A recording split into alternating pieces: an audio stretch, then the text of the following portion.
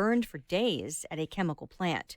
The response to recent protests in Iran may have been much deadlier than first thought. There is new word about unrest in Iran coming from the special envoy to Iran for the United States, Brian Hook. He is claiming that the death toll from the ongoing protests there could have topped 1,000 people. That's much higher than originally thought. Unrest broke out last month following a hike in gas prices, being described as the worst in the 40-year history of the regime. Fox's Greg Palcott. Amnesty International has reported over 200 deaths. The higher count has not been verified.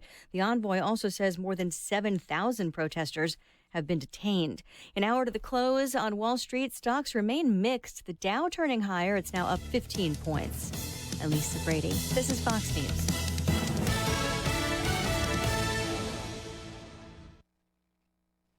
With your KVFD news update, I'm Rob Jones. The jury in the Tanner King double murder trial reached a verdict yesterday.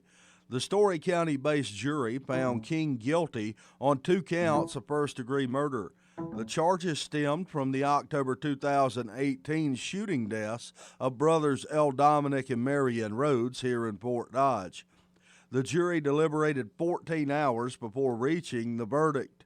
The trial took 3 weeks, and the jury had been in deliberation since Monday. There has not been a date set for King's sentencing, but King faces life in prison without parole, and he may also face additional charges for violating his previous parole. A woman was shot to death in a bank robbery yesterday in Kossuth County. Law enforcement responded to a reported shooting just before 9 a.m. yesterday morning at the Security State Bank in Laverne. Upon arrival, they found 43-year-old Algona resident Jessica Wishar down on the sidewalk with a gunshot wound. Wishar died at the scene from her injuries. She was an employee of the bank. According to the Iowa DCI, the shooting was connected to a bank robbery. Law enforcement began to search for the perpetrator, and around 11 a.m., a traffic stop was made on a vehicle on I-35 in Franklin County. The vehicle in the stop matched witness descriptions and surveillance footage. The suspect was taken into custody. However, as of the time of this report, the identity of the suspect has not been released. The investigation into the incident continues. The FBI is involved in the investigation due to the bank robbery. In sports, the Iowa State Cyclones men's basketball team a winner last night at home, 79-61, over University of Missouri-Kansas City. Cyclones with 4 players in double figures in the game. Guard Tyrese Halliburton had 19 points, 7 assists, and 6 boards, while Razir Bolton and Mike Jacobson both added 19 points apiece. The Fort Dodge Dodgers wrestling team will open their season tonight at home against Ankeny Centennial. The JV will start the meet at 6:30 with the varsity to follow. Fort Dodge comes in ranked 3rd in the state in the preseason rankings, and Ankeny Centennial comes in ranked 6th. Fort Dodge's Drake Ayala, who is ranked number 1 in the state in the 120-pound weight class, is expected to wrestle tonight after recovering from a broken finger. The 2 programs will send a combined 14 wrestlers to the mat tonight who are ranked in the preseason top 10 in their respective weight classes. For KVFD from the Jerry Sheeter Newsroom, I'm Rob Jones. Here's the AM 1400 KVFD weatherology forecast. Mostly sunny skies here this afternoon, high into the upper 40s. Winds out of the south of 5 to 10 miles per hour. Tonight, mostly cloudy skies and a low near 21. By Friday, skies become mostly sunny, high around 32 degrees. Then on Saturday, mostly sunny sky conditions, a high of 46. Sunday, partial sunshine, a high of 46. From the Weatherology Weather Center, I'm meteorologist Jennifer Wojcicki. Currently, it's 48. Private autobiography. This holiday season, give the gift of a lifetime, the most precious gift ever. Your legacy in a beautiful handcrafted book capturing your life for your family and future generations. I'm Roy Mowat, founder of Lifetime Private Autobiography, created to capture my father's stories and voice through regular personal interviews. Don't just take my word for it. Allie in Boston gave her father his very own private autobiography. It's hard to give your father something. Like he gave me everything. The idea that I could actually give him a gift that had real meaning, that wasn't just some silly throwaway gift for another year of a holiday. So I know I'm giving him that gift of remembering really happy times. You can't give someone more than that. I literally cannot believe the price. It's very inexpensive for what you get. Give the gift of a lifetime and contact us on privateautobiography.com or call 833-200-7474. That's 833-200-7474. Michael Devine at AM 1400. In the name of justice and the American way of life. With 60 rounds of freedom. This is AM 1400, KVFD, the voice for Dodge. Boring radio is over. Ladies and gentlemen, I'm back from vacation. Happy to say that I'm back. Well, I'm kind of happy. Not real happy, but I'm kind of happy I'm back from vacation. Who really wants to come back to work after all? After they've been on vacation for 8 days. Okay, joining me right off the bat, Liz Stonick and Dawn Larson. And we're here to talk about what, Liz? Childcare. Childcare. Yes. Thank God I'm past that point in life. For now. For now. Oh, yeah, all right. Okay. First of all, Liz Stonick is with? I'm with Linking Families and Communities. That's right. And Dawn, you are with? I am with the City of Fort Dodge Economic Development Specialist. That's correct. All right. So, you first, Liz. What are we doing here when we talk child care? Well, Dawn and I have been working for some time, as well as other folks, about how do we get more child care in our area. Child care has been a huge issue across our state and even in our nation for parents. Certainly. To be able to go to work or attend school, but it's also a business issue. And Dawn and I teamed up back in 2015 because of what she does with businesses and talking with businesses about what their needs are and the issues that they're experiencing. So I think we should probably let Dawn kind of give a little background about that, and then I can come and talk about. We're ready for Dawn then. All right, let's go, Dawn. So, as Elizabeth shared with you, I meet with our local businesses, and we have a template interview that we utilize for that meeting. Mm-hmm. And throughout our conversation, we identify some of the quality of life and community services, their satisfaction with those quality of life and community services, and any challenges that may be taking place in order for them to do business here. And childcare was consistently ranking very low as far as satisfaction, and it was beginning to affect their hiring process as well as their retention of the employees. So at that point, I connected with Elizabeth, and we decided to dive deeper into this issue and have more direct conversations with the industries on exactly what challenges they're seeing and what we can do to help. That sounds pretty good. Does this mean money from the city goes to Link to Families? No, I wish, but let's go for that. Let's go for that. Isn't Bemrick on later? Yes, he is. I think you should bring that up. I will. Okay, I have no because problem. that'd be a great thing. Bemrick, unbeknownst to most people, is a real tightwad, though. He won't. Work on him. We'll work on him. Hopefully, this is Unbeknownst, right now. he's really a tight. Bring Everybody the big bills, accuses Matt. everybody accuses him of spending money. The city council spending too much. City's spending too much. They're tightwads, really. You get right down to it. Well, we'll tell him to bring the big bills. Bring the big bills. There we go. There we go. No whammies.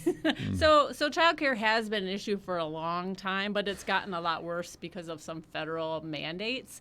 And so what we have seen is a big decrease in the number of child care providers and the number of child care spaces overall in Fort Dodge and really all of the state of Iowa. While our child care population, or our child population, has stayed pretty steady. So we have been working on projects to try to increase the amount of child care that's available.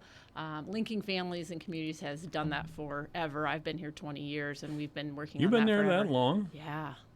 Crazy. Wow. I know I only look like 25. But Yes, that's exactly what Yeah, I was going to yeah, say. yeah. Dawn, were you going to say 25? That's what I was guessing. 25. Yeah, I was shocked when I found out her real age. Yeah. yeah, most people are. So, we've been working on it. We've tried incentives, but really what we need is a larger push for childcare and trying to help make things work because it's a difficult business. Folks or parents feel that it's a large part of their paycheck going out the door for childcare, and it is because our wages here in Fort Dodge and the surrounding area are lower than average of communities our size.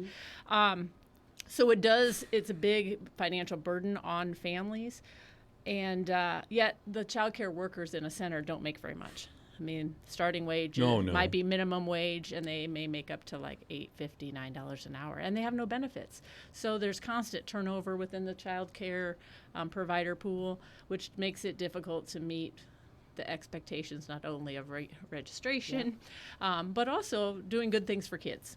So it's a struggle for everyone, whether they've realized it or not, and hopefully we've helped bring some of that realization about. But we are working on a couple of projects. I do want to say, though, one fact, from 2014 to 2017, and that's the most recent data we have, we saw a decrease of about 10% of families that have both parents or all parents in the labor force. So what that has done is decrease the working pool for businesses. Is that all attributed to child care? I can't say definitively yes or no, but I think it has an impact. And I believe another aspect to that is we completed a child care feasibility study in November of 2016. That study showed that we had a gap in child care spaces, about 1,600 child care spaces we were lacking. 1,600? 1,600. And since then, we are now over 2,000. Let's go to the phones. AM 1400 KVFD, are you there? Hello? Oh, telemarketer. Never mind. We're not buying anything. We're not buying anything today. We're selling. always. Always selling. I do want to kind of give an example. We did survey a larger employer in town, and... Was it the labs? No, it was not the labs, and I really Dr. can't... Trucking, the hospital? Hospital's the biggest one. But 21% of parents reported that childcare issues prevented them from accepting a promotion at work. Really? You're right. And this is all self-reported. It wasn't, it was right to us, so we hope that people felt like they could give their honest opinion, feedback.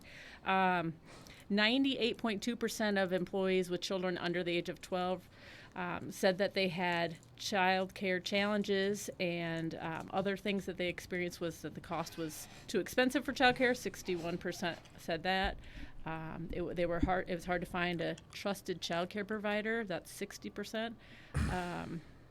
Care wasn't available for the hours and days that they needed. Those are reoccurring themes.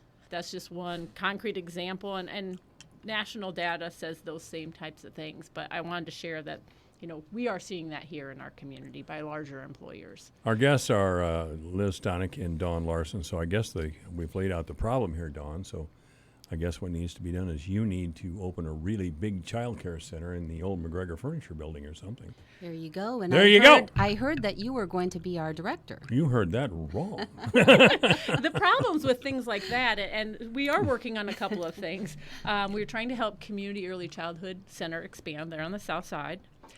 So we're in the process of writing a federal grant for that expansion project. We've been working on a new center project, not that Linking Families or the city would own it, but we would help to start a new nonprofit to be able to run and manage that.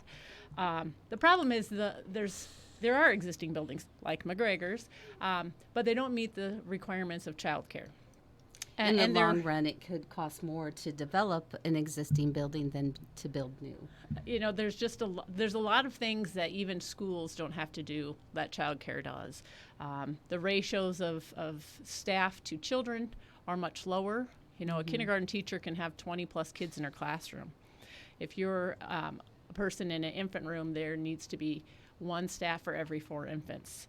There has to be couple sinks. There's got to be toileting facilities. Sure. So it makes it difficult for some of those existing buildings to be transformed into childcare. Also having ground level access for young children so they can get out in case of an emergency or fire. Outdoor play facilities. McGregor's, you wouldn't have that. Where would you go for an outdoor play yard? Sprinkler systems, just a lot of requirements when you get down in it.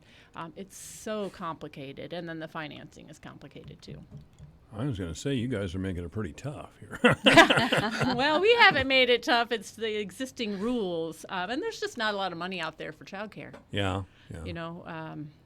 The reimbursement rates are pretty low and even if they're higher, if a childcare isn't charging private pay parents that rate, they can't charge the state if that, for a parent that is receiving child care assistance. So there's lots of complexities that when we started in 2015, 2016, even we didn't completely understand how all of that worked. And unfortunately, fortunately, I guess, we have a better understanding of what that entails, but it makes site selection and building difficult. Sure.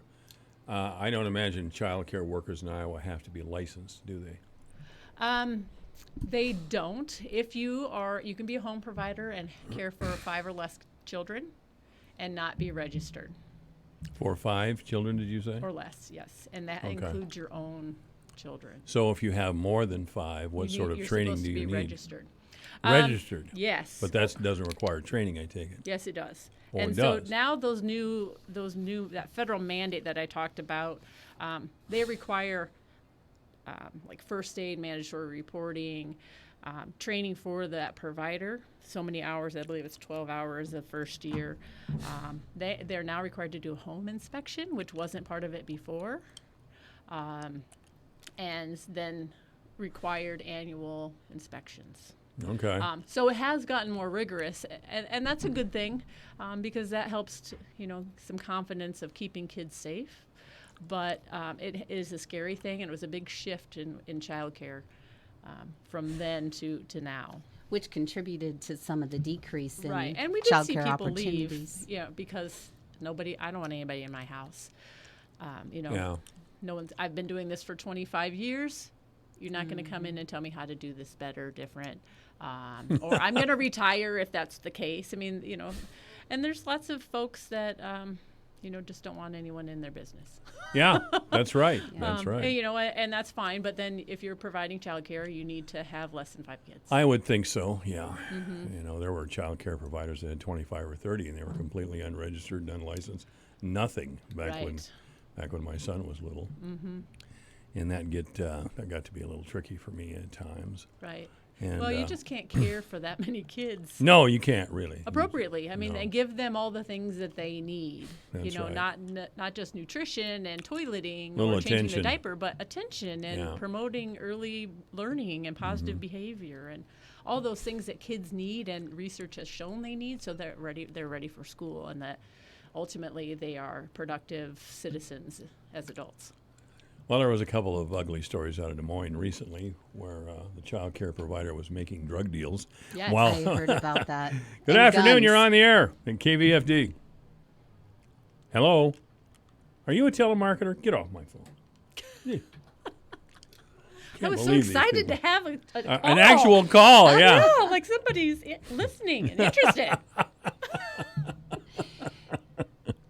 Yeah, if you are interested in listening, it's 515-955-1400. We're talking child care with Elizabeth Stonick and Dawn Larson of the city. So what is the city's, I'm going to get back to you again. What does the city plan to, how does the city plan to get involved in this effort?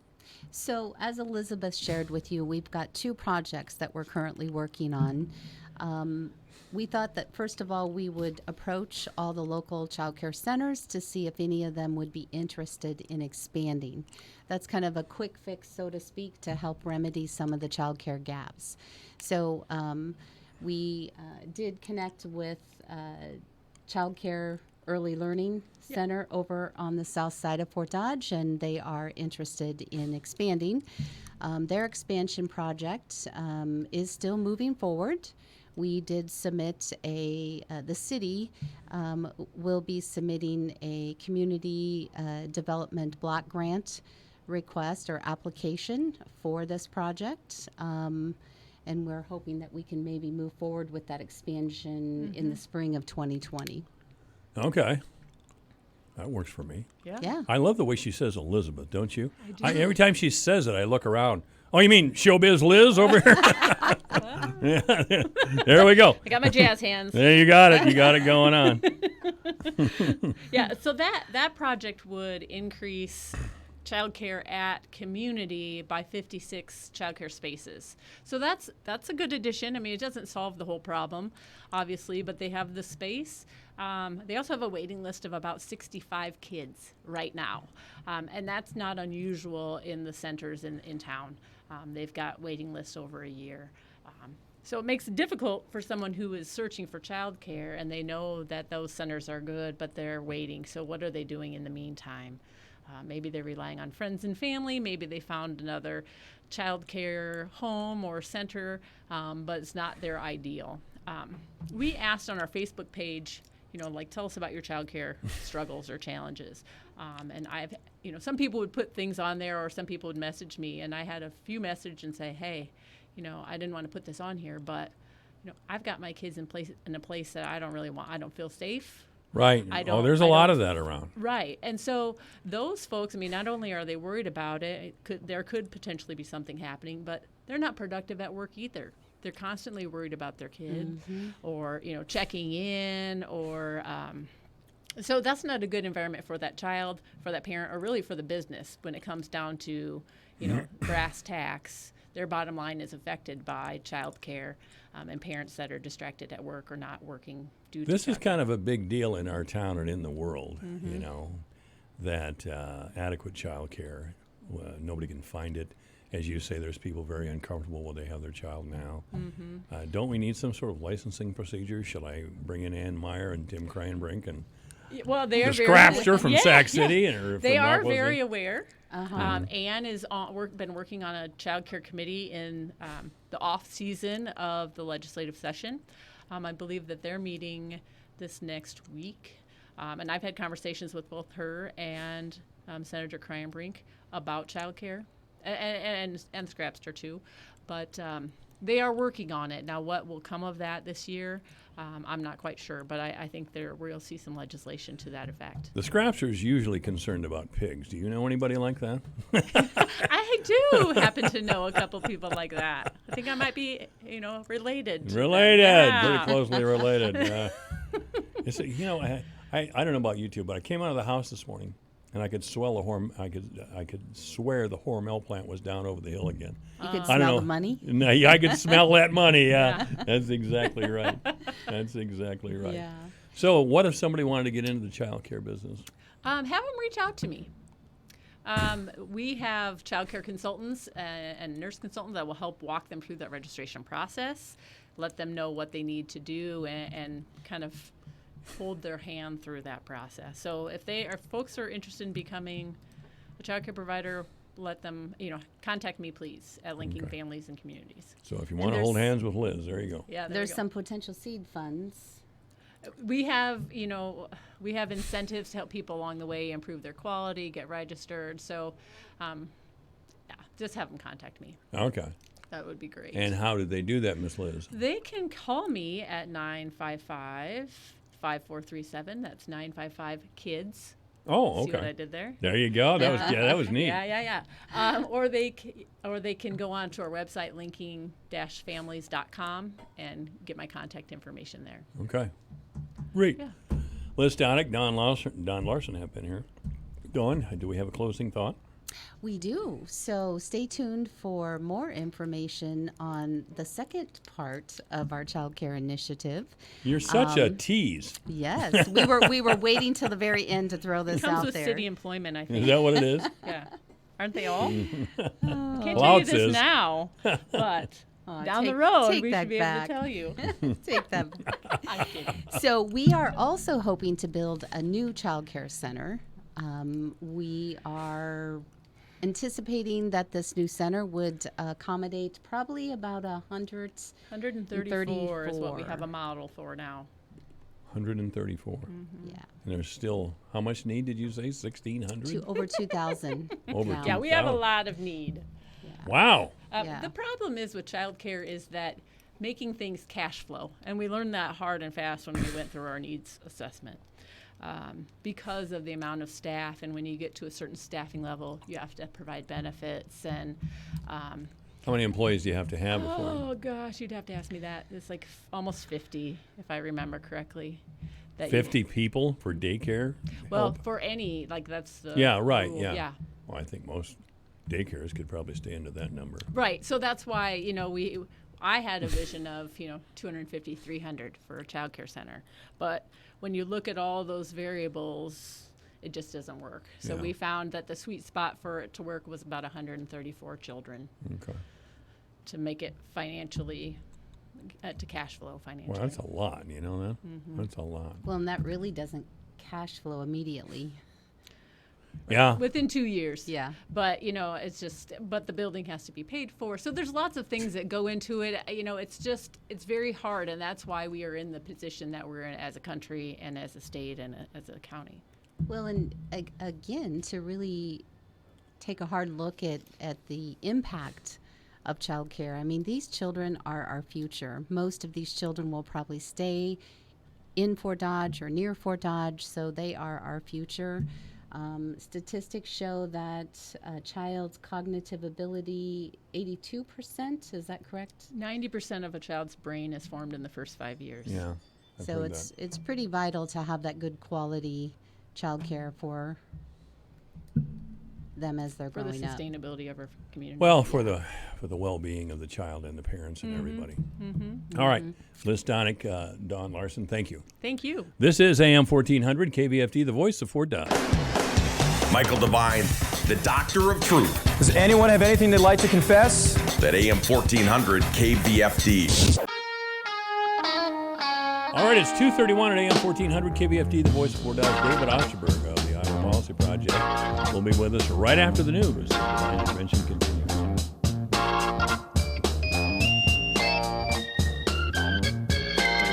And I'm from Hiawatha. I think PrEP is important because we're at a point where we basically could be curing HIV by preventing it and getting people who are at risk or people who may be at risk onto PrEP. It's something that's really necessary to protect yourself. My experience with PrEP has been extremely positive, especially through the TelePrep program. It was super easy to get set up. Once you're in contact with TelePrep, they'll set you up with some testing to make sure that you're healthy. They'll check for HIV and other STIs, and then you will receive the PrEP prescription. You can have it mailed to your house or you can pick it up at a pharmacy. The whole process is extremely simple and there's really no barriers, which is really important to me because I just want the process to be simple and it makes me feel safer. For more information about PrEP and how to get started with Iowa TelePrep, go to prepiowa.org. That's prepiowa.org. The bakers of Country Hearth Breads want to put a little more jingle in your holiday this season with Lofi's Holiday Sweepstakes. Lofi will be giving away 2 $500 prizes and a grand prize of $1,000. Winners will each receive a check that can be used for travel, gifts, or just celebrating with the family and friends, whatever makes their holiday more jolly. For complete rules and to enter for your chance to win, visit countryhearthbreads.com/sweeps. But hurry, sweepstakes ends December 8th. Thrifty White Community Health Corner, your source for reliable health information for you or someone you care about. It's a busy time of year and you don't have time to be sick. It's not too late to get your flu shot. Don't miss out on your holiday gatherings with family and friends. Stay healthy and protect yourself with the flu shot. By getting your flu shot, you also protect your family and those around you. Flu shots are available at your local Thrifty White pharmacy. No appointment necessary. Walk-ins always welcome. Ooh, I love that house. Yeah, but look whose sign is in the yard. That's not who we're working with. We don't have to work with them just because they have it listed. Our agent at Neighborhood Realty can show us the house. They can? Well, sure. They can show us any house we like, no matter whose sign is in the yard. Well, then let's call Neighborhood Realty for a tour. Hi, I'm Heather Reck with Neighborhood Realty. Stop in or check us out online today at neighborhood-realty.net. Neighborhood Realty, devoted to your real estate needs. With your KVFD news update, I'm Rob Jones. The jury in the Tanner King double murder trial reached a verdict yesterday. The Story County-based jury found King guilty on 2 counts of first-degree murder. The charges stemmed from the October 2018 shooting deaths of brothers L. Dominic and Marion Rhodes here in Fort Dodge. The jury deliberated 14 hours before reaching the verdict. The trial took 3 weeks, and the jury had been in deliberation since Monday. There has not been a date set for King's sentencing, but King faces life in prison without parole, and he may also face additional charges for violating his previous parole. A woman was shot to death in a bank robbery yesterday in Kossuth County. Law enforcement responded to a reported shooting just before 9 a.m. yesterday morning at the Security State Bank in Laverne. Upon arrival, they found 43-year-old Algona resident Jessica Wishar down on the sidewalk with a gunshot wound.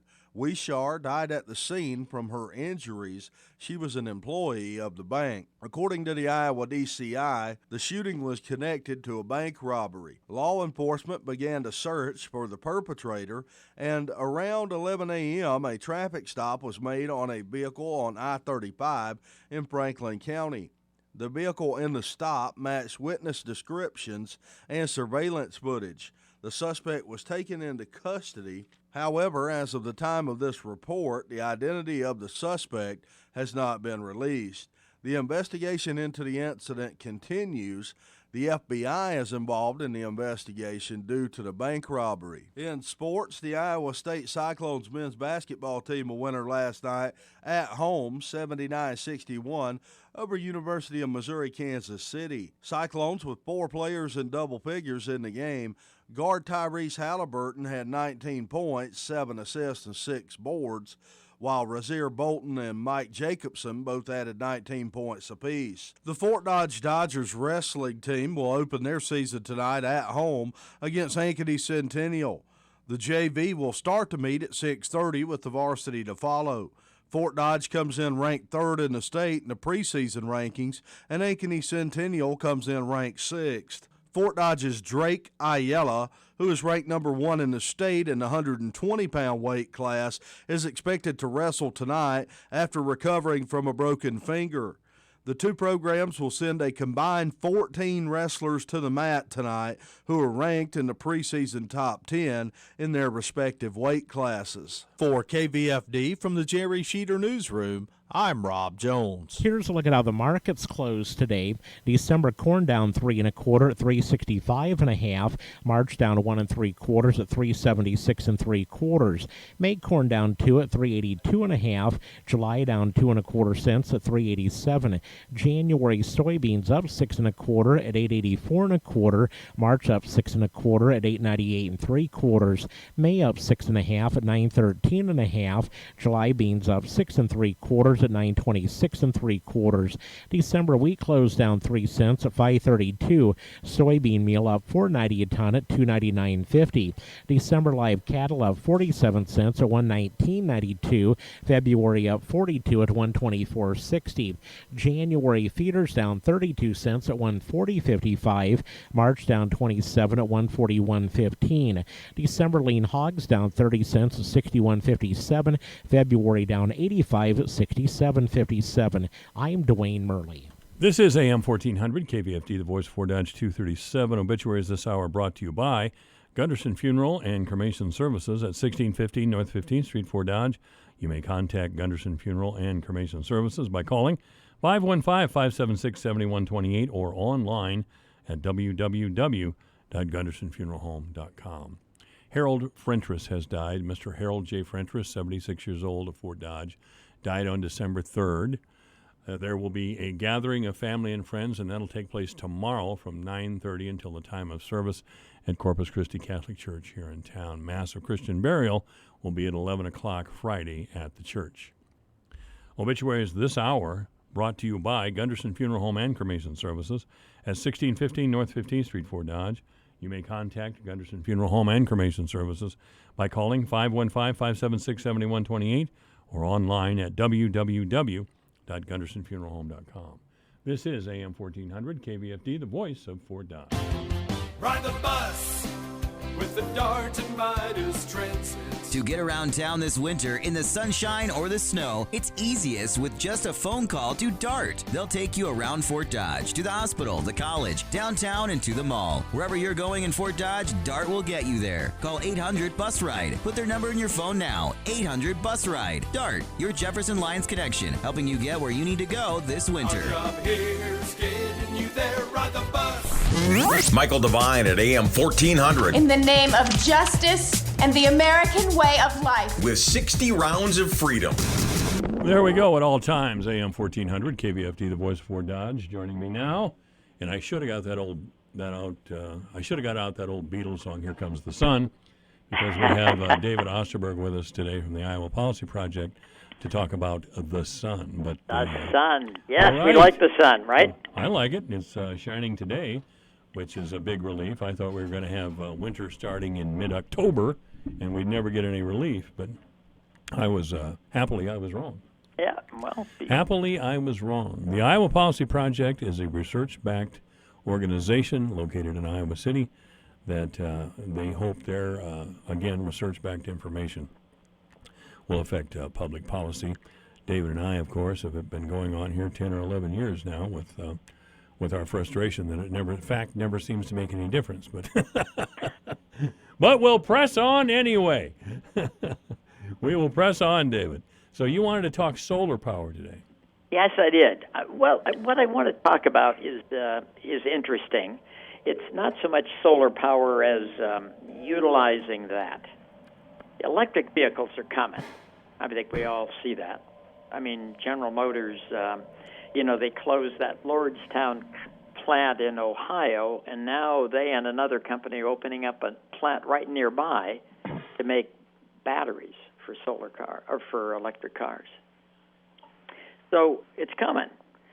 But the legislature, in their wisdom, decided to put a fee on electric cars, and also another fee on if you get a charging station, and they thought that we should charge more for electric cars.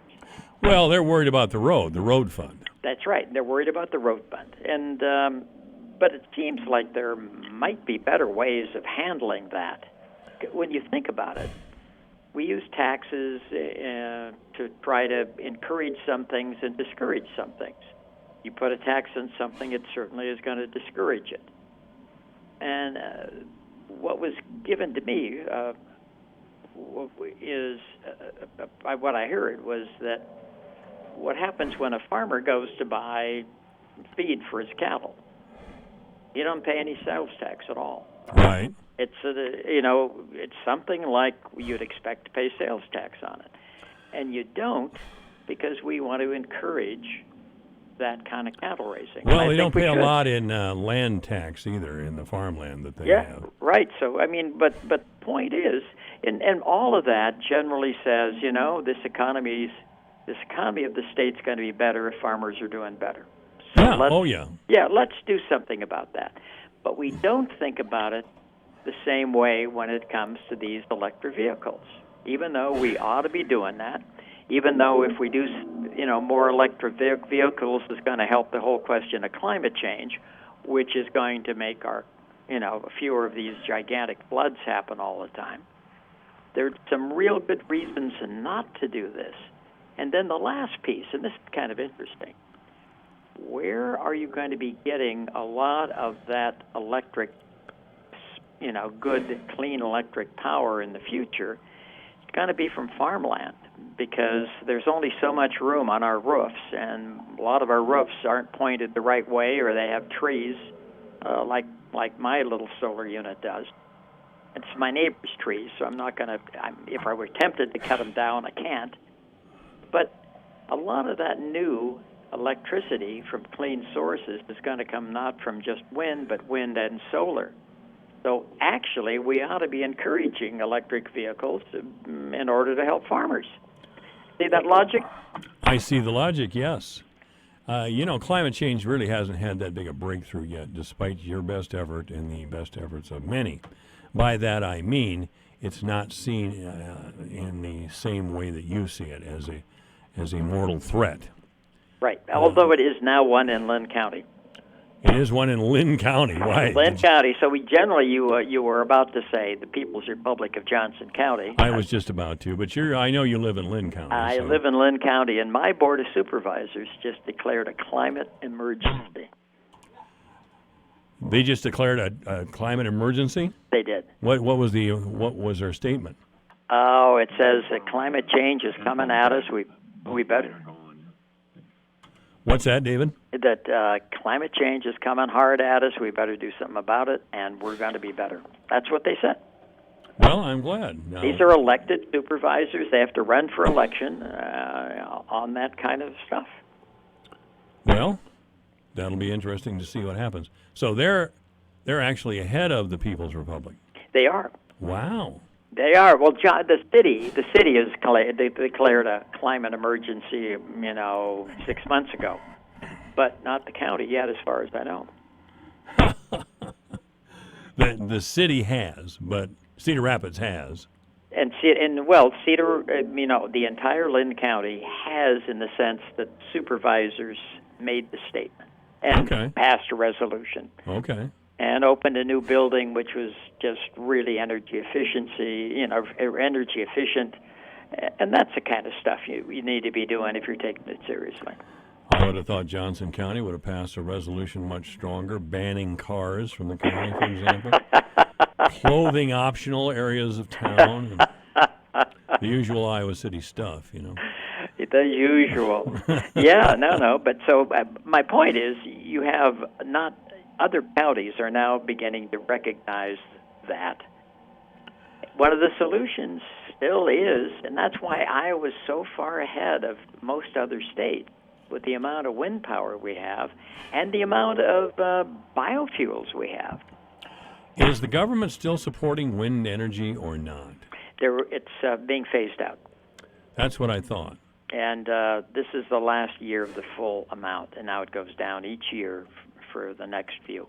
Well, I'll tell you, though, in the years that it did receive support, we had windmills popping up all over the place. Yeah, we did.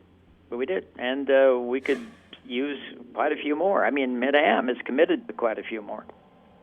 Mid-Am is committed to quite a few more? Yes. They want to have enough wind turbines, wind capacity to cover all of their customers in Iowa. Really? Yeah, they're not going to. It doesn't mean they're going to close down their coal plants. Oh, I don't imagine. They, although up in Minnesota, that's what the utility did. They committed to getting rid of all coal and only have solar and nuclear and solar. Solar and nuclear and wind. I talked with our old friend Bill Horan yesterday, as a matter of fact, and Bill called, and he's in China. He was deported, I imagine. But he tells me that the Chinese are taking climate change seriously. Are you there, David? Yep, I'm here. Okay. He tells me that some of the major cities in China, which are industrial wastelands as far as their air is concerned, China is trying to do something to address their terrible problems that they have there. China, of course, is a coal-rich country, and they and India have enormous amounts of coal.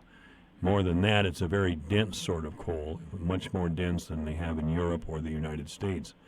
So with the population they have and the winters they have, they burned a lot of coal over a lot of years. And if you've seen a video from big China cities, you've seen people all wearing masks on the city streets. That's how bad it is. Oh yeah, it's terrible. Terrible. And but their movement towards they have way more wind than we do. Way more. Do they really? Yeah, yes, and much more solar than we have.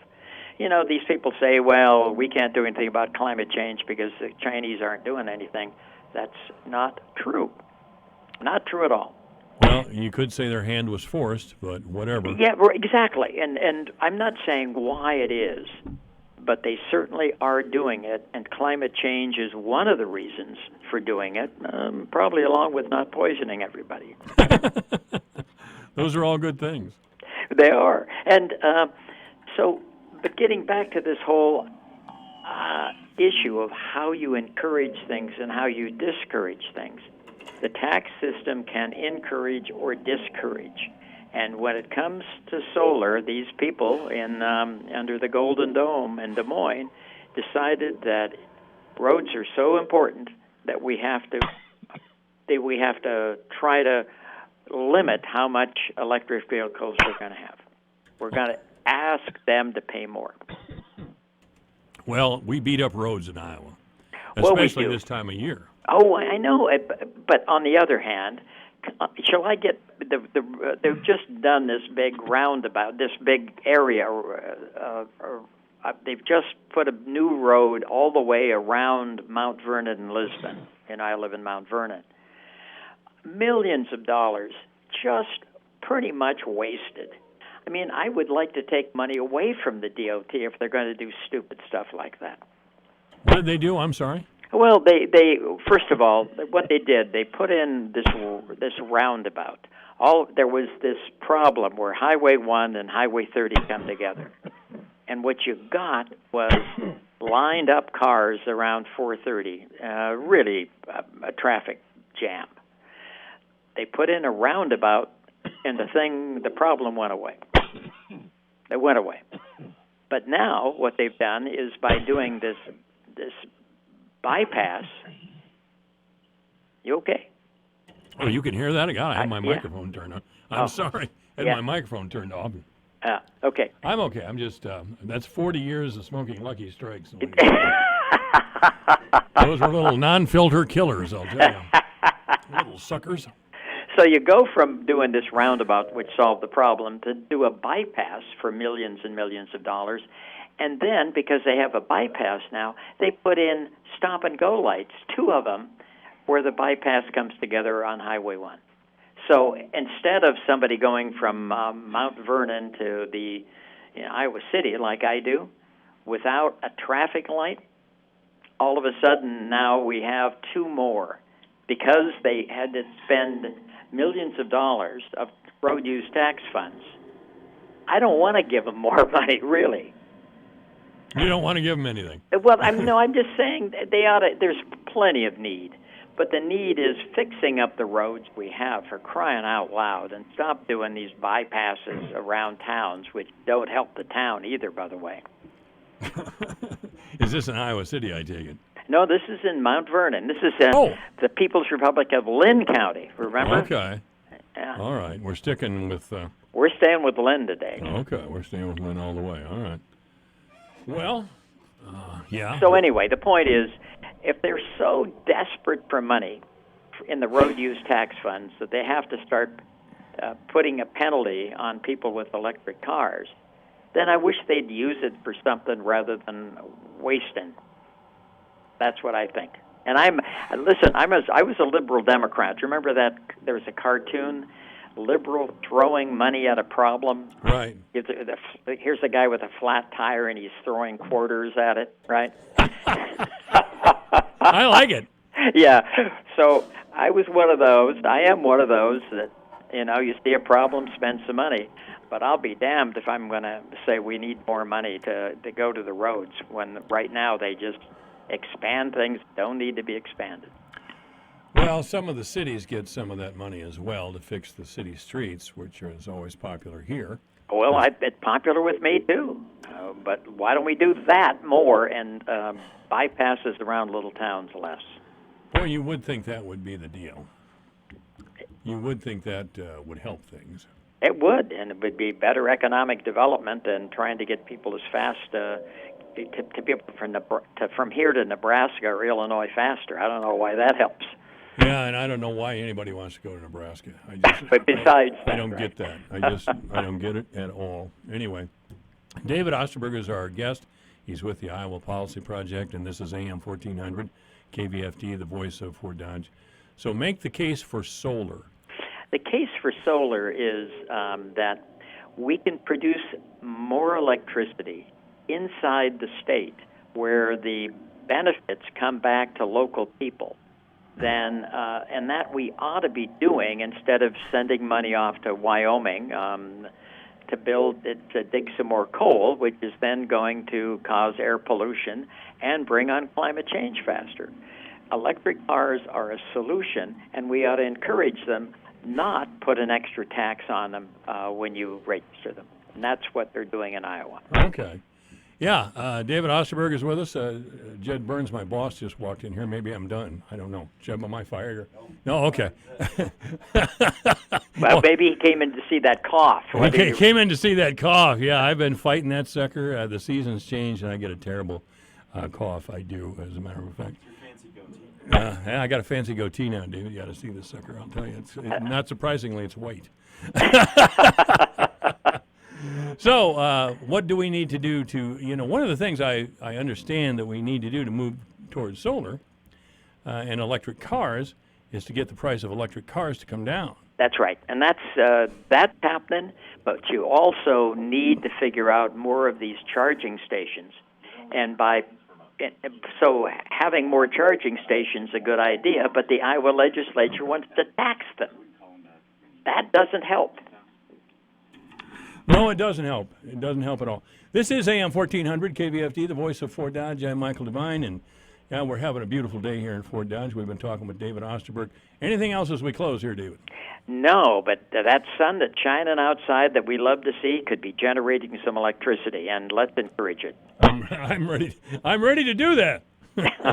David Osterberg, thank you very much.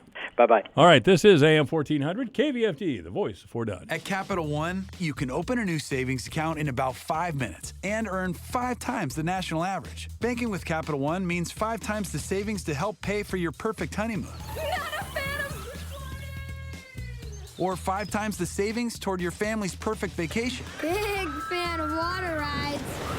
It's time to help make your savings goals come true. This is Banking Reimagined. Capital One, what's in your wallet? Terms apply. Rate comparison based on FDIC national rate. Capital One NA member FDIC. Did you know that the IRS is getting more aggressive these days and they're using private collection agencies to track you down? Don't wait. If you owe more than $10,000, then you need to take action. Take advantage of the Fresh Start Initiative, a program in place that can help you now. If you qualify, you can save thousands. Call about the government program designed to help you and call Oxford Tax, the Fresh Start experts. If you qualify, they will stop the IRS collection agencies from coming after you within 24 hours. Oxford Tax has an A+ rating with the Better Business Bureau and will fight to get you the best deal possible. Get the break you deserve and call about the Fresh Start Initiative or even a settlement now. Call Oxford Tax now at 800-575-1919. Hurry, or it will just get worse. Let Oxford Tax stop the IRS from targeting you within 24 hours. Call our helpline now at 800-575-1919. That's 800-575-1919. It's important that you take action before programs change. Call Oxford Tax at 800-575-1919. 800-575-1919.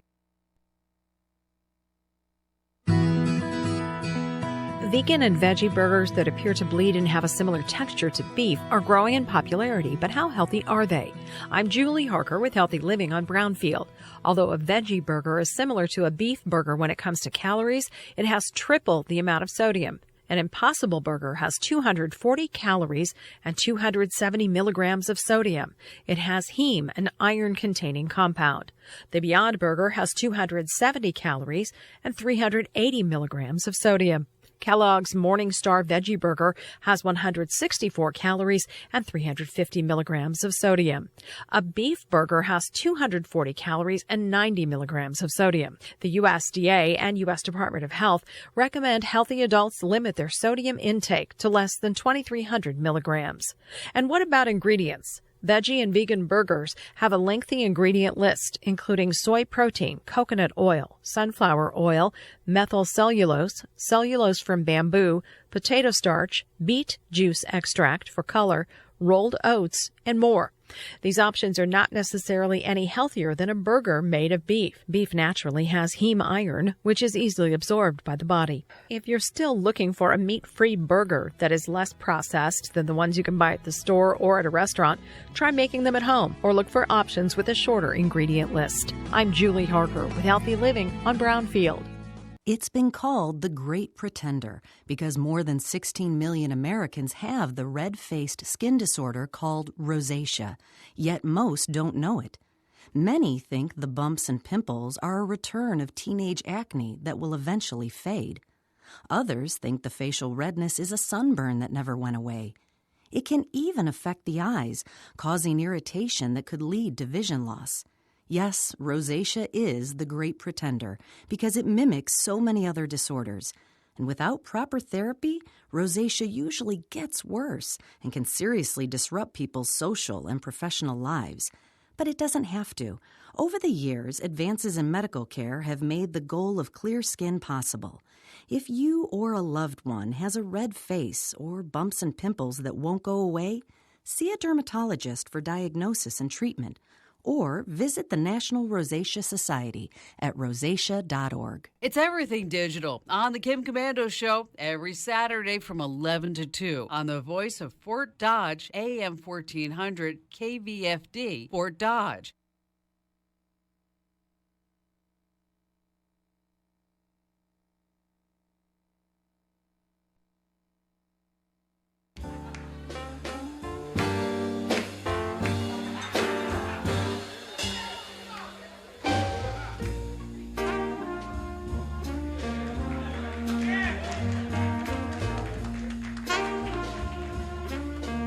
This is AM 1400, KVFD, the voice of Fort Dodge. I'm Michael Devine. Thank you for listening. Fox News is next, the local news.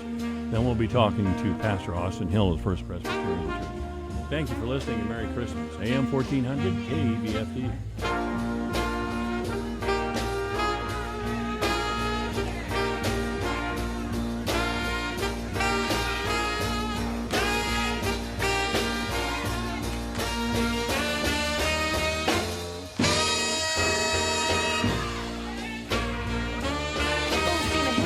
House Democrats. I'm Lisa Brady, Fox News, which has Republicans claiming politics is what's really behind the impeachment push. Fox's Jared Halpern is live on Capitol Hill. House Speaker Nancy Pelosi is directing Democratic leaders to draft articles of impeachment against President Trump, centered on the president withholding security assistance to Ukraine to apply pressure for investigations of political rivals. Our adversary in this is Russia.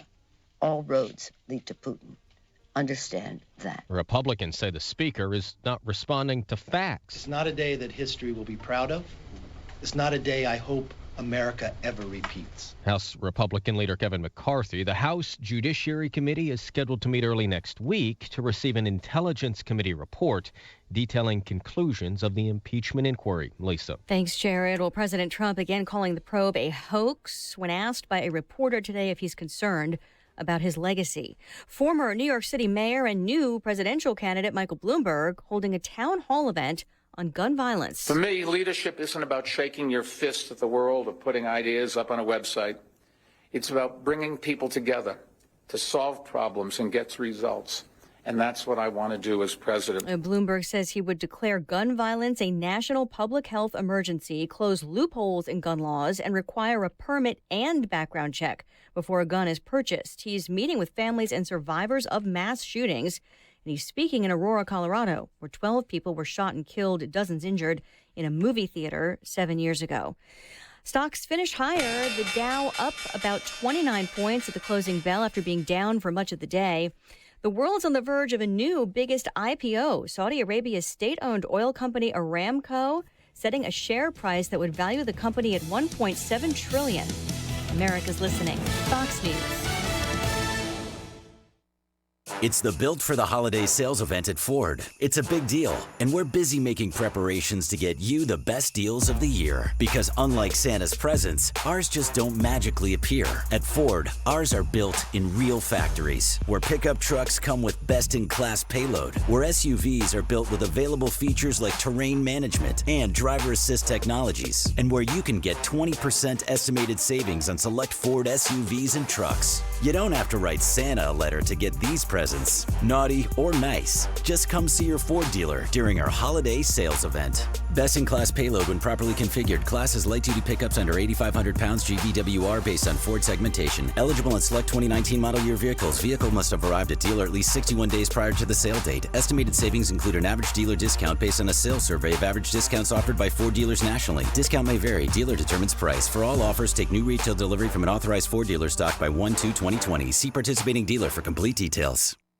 The search for a motive continues at Pearl Harbor, where a U.S. sailor opened fire yesterday, killing 2 civilians, wounding a third, before killing himself. The shooter was named G. Romero. He was a 22-year-old petty officer on board the USS Columbia, which was docked at Pearl Harbor. That's according to a U.S. Navy incident report obtained by our Fox News colleague Lucas Tomlinson at the Pentagon. Fox's Jonathan Hunt. The report also says the shooter opened fire with his service rifle on shipyard personnel, then used his service pistol on himself.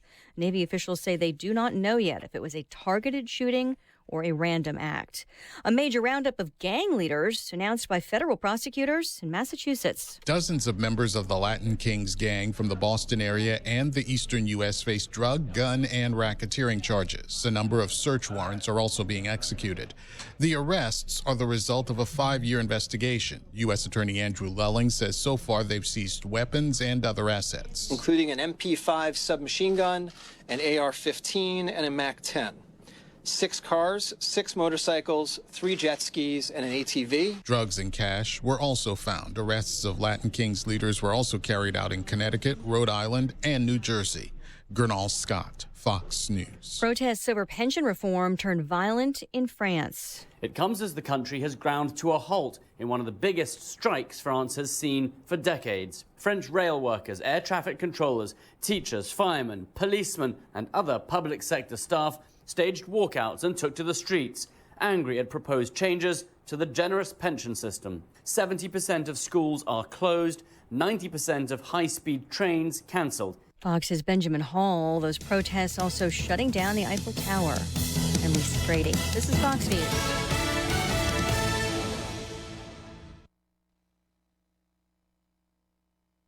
With your KVFD News Update, I'm Rob Jones. The jury in the Tanner King double murder trial reached a verdict yesterday.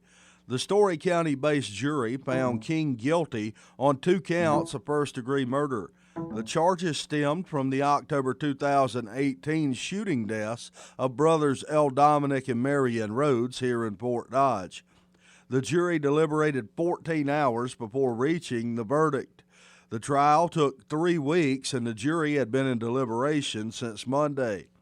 There has not been a date set for King's sentencing, but King faces life in prison without parole, and he may also face additional charges for violating his previous parole. A woman was shot to death in a bank robbery yesterday in Kossuth County. Law enforcement responded to a reported shooting just before 9 a.m. yesterday morning at the Security State Bank in Laverne. Upon arrival, they found 43-year-old Algona resident Jessica Wishar down on the sidewalk with a gunshot wound.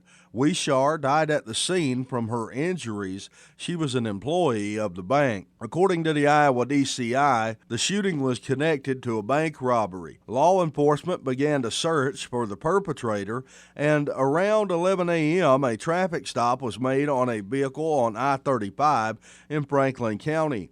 The vehicle in the stop matched witness descriptions and surveillance footage. The suspect was taken into custody. However, as of the time of this report, the identity of the suspect has not been released. The investigation into the incident continues.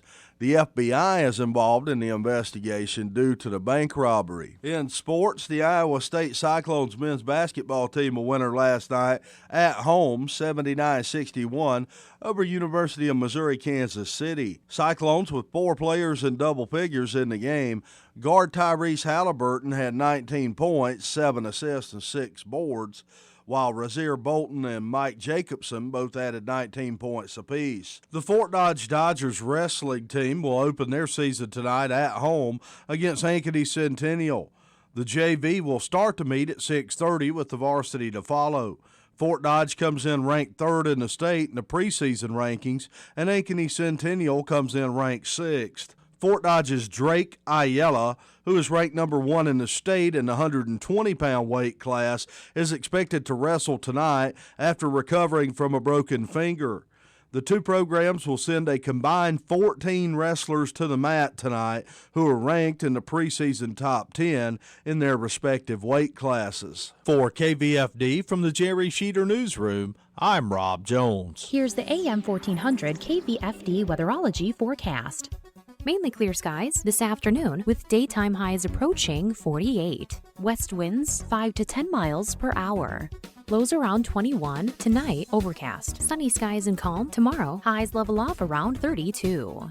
Dry and much warmer Saturday and Sunday with highs in the mid-40s. From the Weatherology Weather Center, I'm meteorologist Jennifer Wojcicki. Currently, it's 50.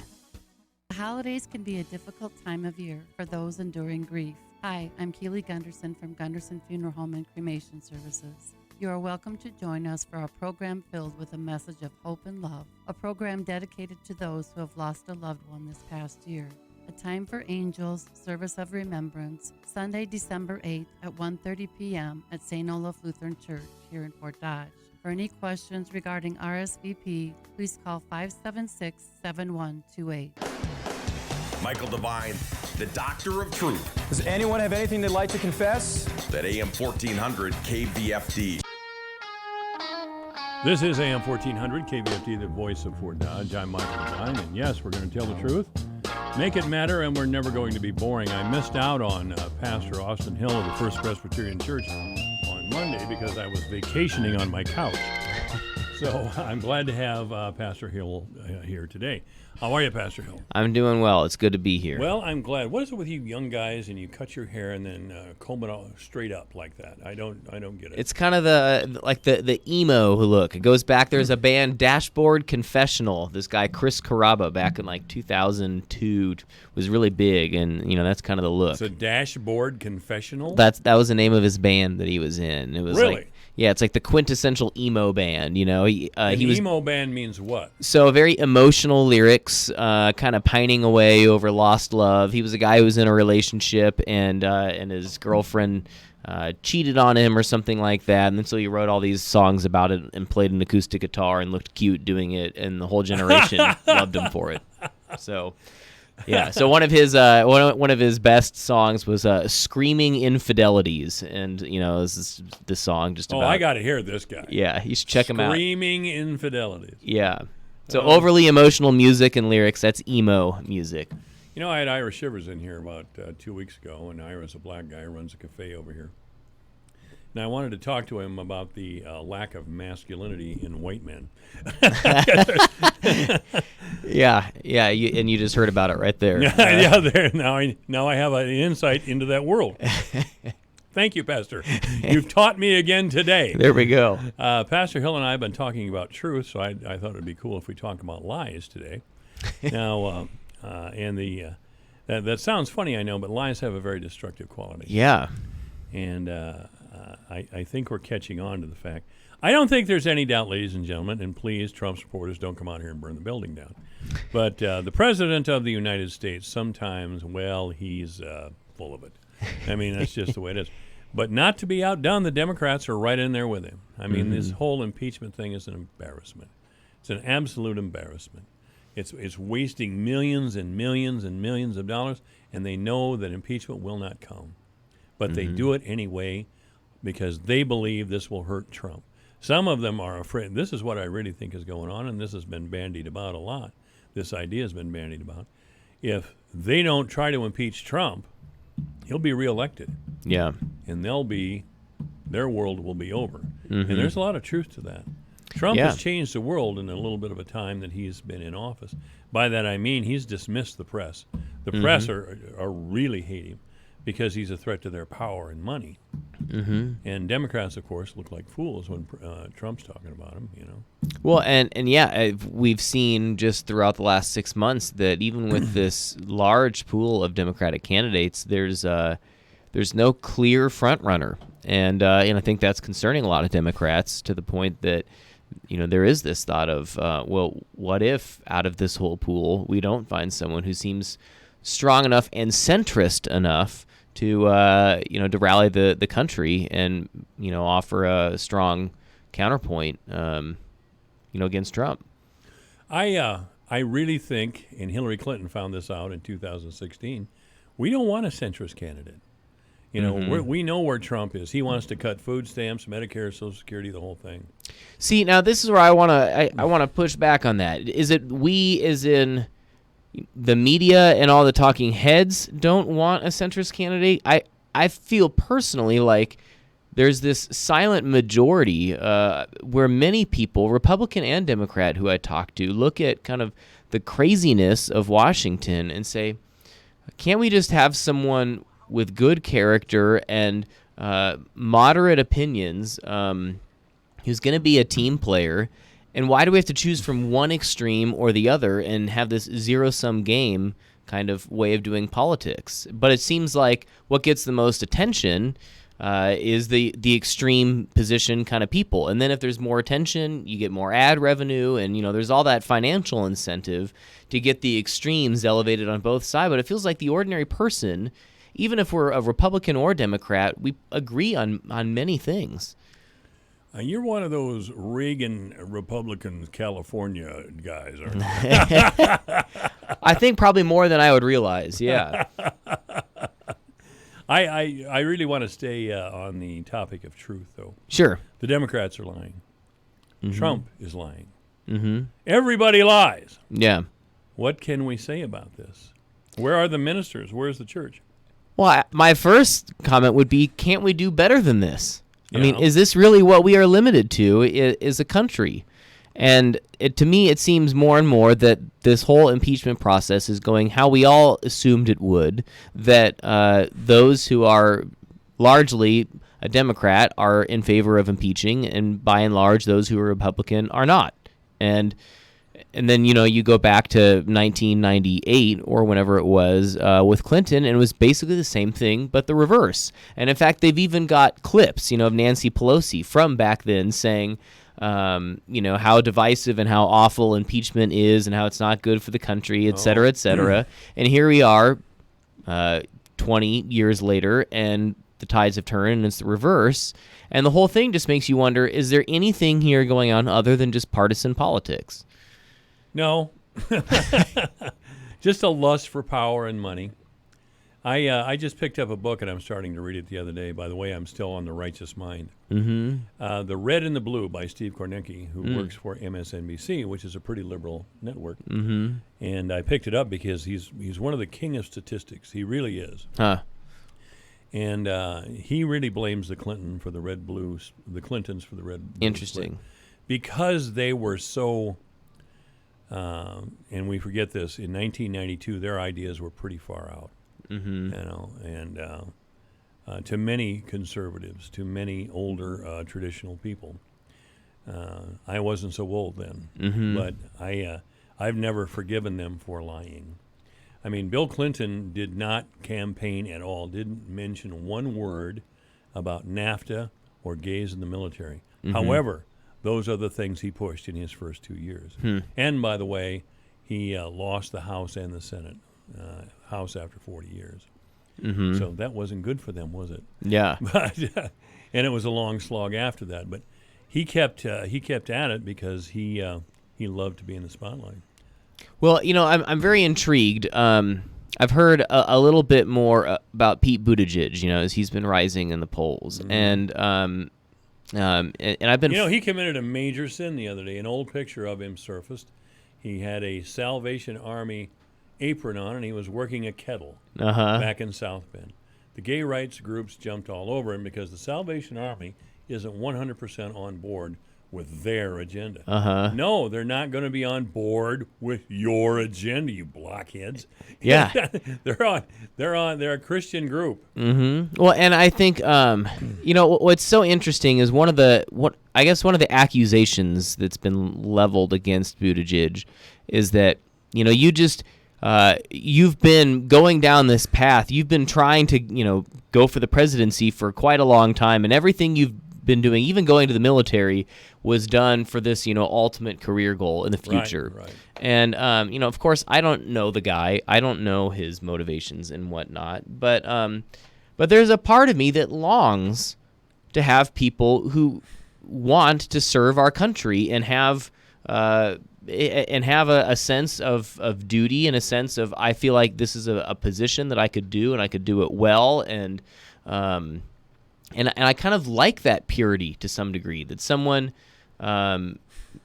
who's pretty young and says, this is a pursuit that I have been pursuing in my adult life, and I'm going to continue to do it. And I guess I'm sure a lot of the other candidates aren't maybe all that different from that, but it feels different. And I'm trying to pinpoint, even just live on the air right now, why that feeling is there inside of me, or what that comes from. But I think so many of us are tired of these people that just don't feel like they have any real sense of principles.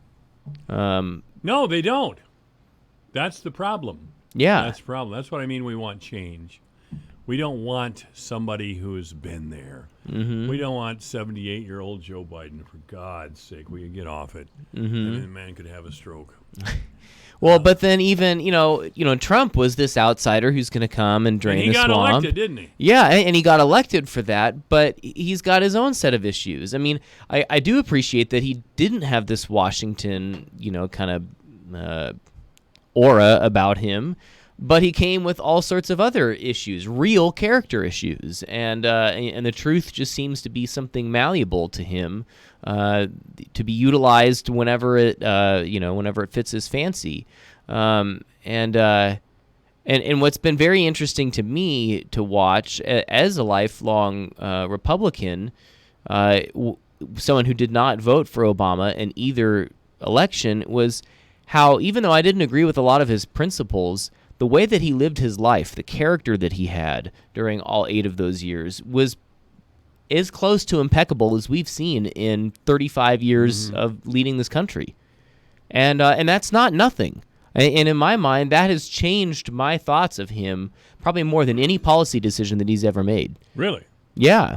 I mean, I think that says something, that in our day and age, where it is so easy to, present yourself in certain ways or to do what you can in order to get power and influence and whatnot, but to see that that he has raised his family the way that he has, he still is in what at least appears to be a dignified marriage with Michelle, and I mean, I don't know how he did that or managed to do that while being the president of our country and raising 2 girls, but he seems like he has an integrity about him that I just feel like we just haven't seen a whole lot of.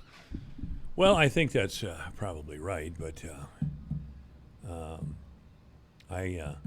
we've had so much lately or I shouldn't say lately. I'm a bit of a historian. I mean, politicians, presidents have been jerking us around for years. Yeah. I mean, in one sense, it's kind of nothing new, and so I guess maybe that raises the question of what is it about that office, or what is it about power that it seems to enable the worst to come out in people, or that makes us as a country susceptible to place people who already exhibit some of those negative characteristics in power in the first place. I don't know if it's the whole chicken or the egg. Is it that people who don't have a lot of character end up becoming in these positions of power? Or is it because they're in the position of power that they lose character? Which way does that go? Yeah. And I'd be curious. I don't know. I would imagine there's been studies about those kinds of things. Do you address this from the pulpit over at church? I mean, do you address lying? Or is that a minefield you don't want to walk into over there? Because you have Democrats and Republicans. Well, I don't know about lying in terms of saying, what do we all think about this individual politician and their lying? But everyone at church has eyes and ears. And they know that lying didn't start with Trump. So we did actually pretty recently. I want to say 4 weeks ago. This fall we've been going through a sermon series in the book of 1 John. And we just started in 1 John chapter 1, verse 1, and went through the book. And that book is a book that people believe was written to a church that had gone through a time of controversy. And in that controversy, there was division, there was a split, and a lot of it boiled down to some differences in theology. And the kind of the sense that we get in the book that we have, which is only half of a conversation really, is that these are people who really needed to be encouraged. They really needed to be strengthened in their faith because they had been told or made to think that they were sort of inferior for their beliefs from others that had kind of left this church or been asked to leave. And one of the issues that was really being worked through was, how do we know what's true? And you had this one group of people essentially saying that if you really want to be a follower of Jesus, you've got to have this special knowledge that only we know and other people don't know. You've got to believe what we believe. Right. And then so they would put down these others in the church. And so the author of this letter then, which many would believe was the Apostle John, is he's writing this. is trying to encourage these Christians who've been made to feel inferior, but he's also then trying to help them see, how do we discern the truth? How do we know what is true and what isn't?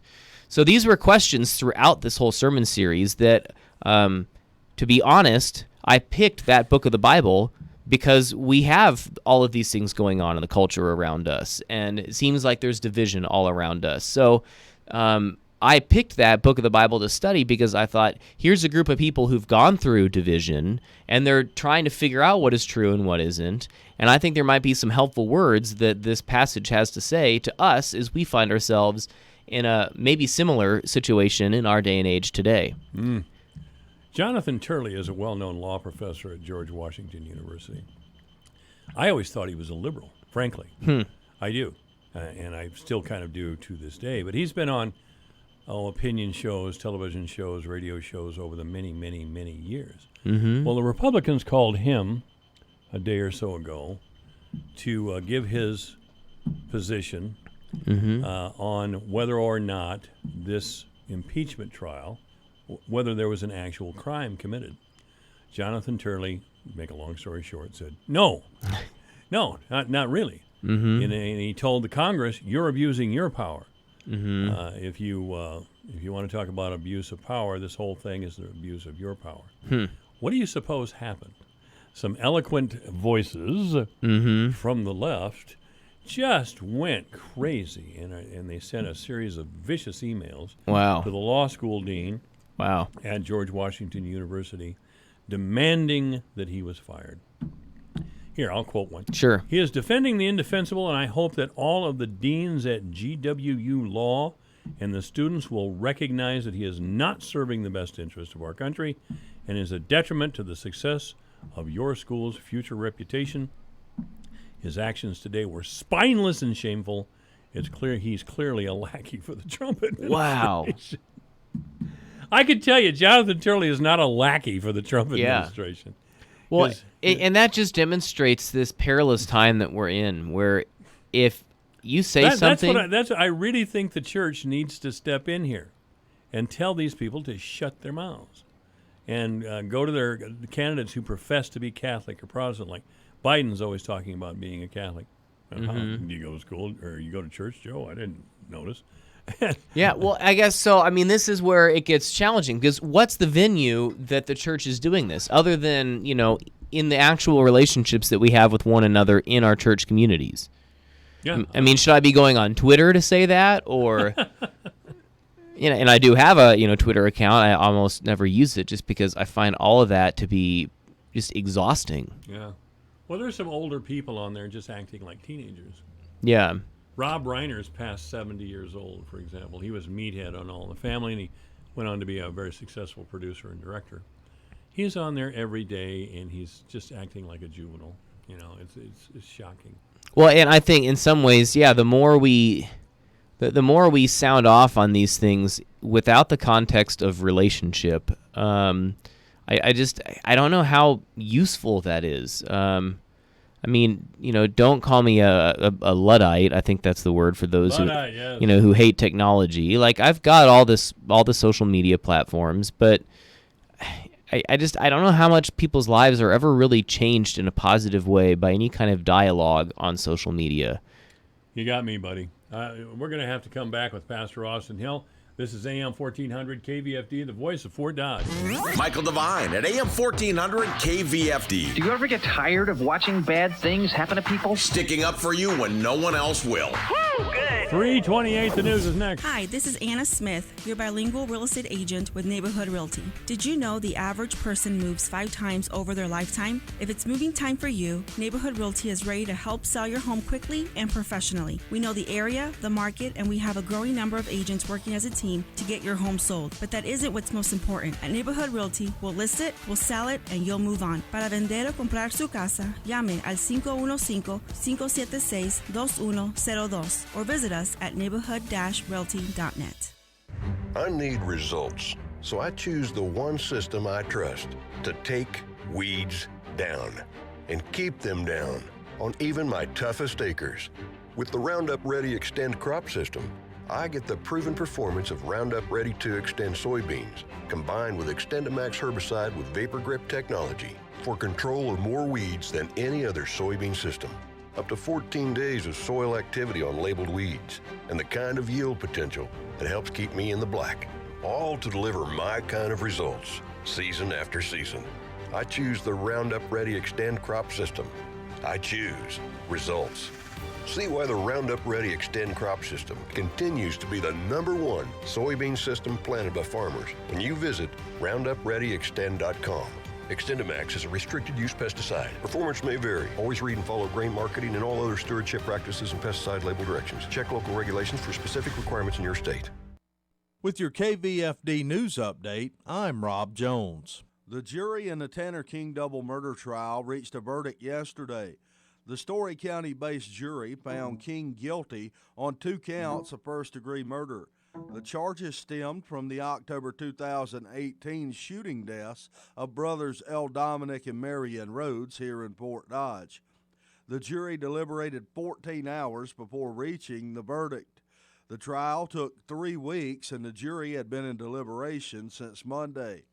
There has not been a date set for King's sentencing, but King faces life in prison without parole, and he may also face additional charges for violating his previous parole. A woman was shot to death in a bank robbery yesterday in Kossuth County. Law enforcement responded to a reported shooting just before 9 a.m. yesterday morning at the Security State Bank in Laverne. Upon arrival, they found 43-year-old Algona resident Jessica Wishar down on the sidewalk with a gunshot wound.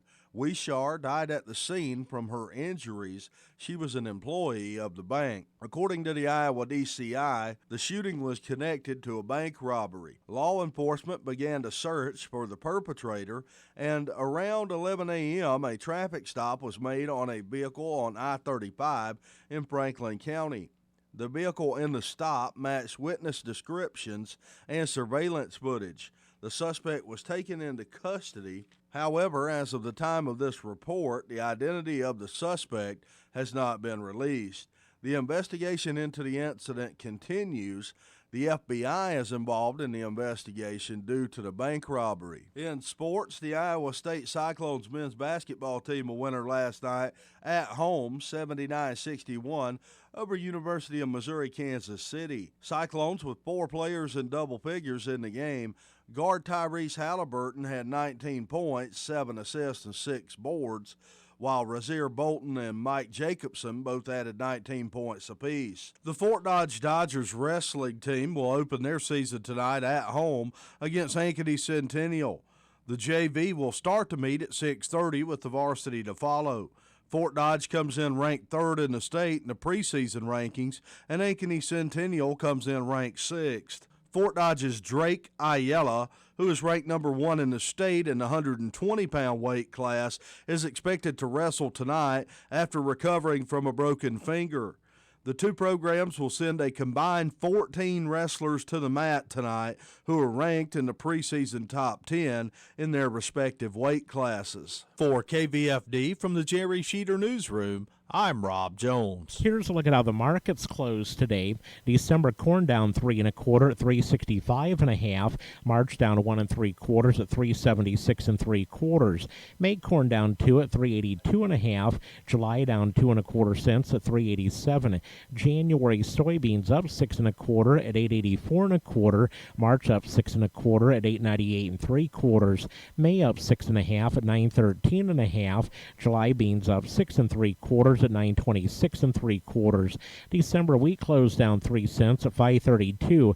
Soybean meal up 4.90 a ton at 299.50.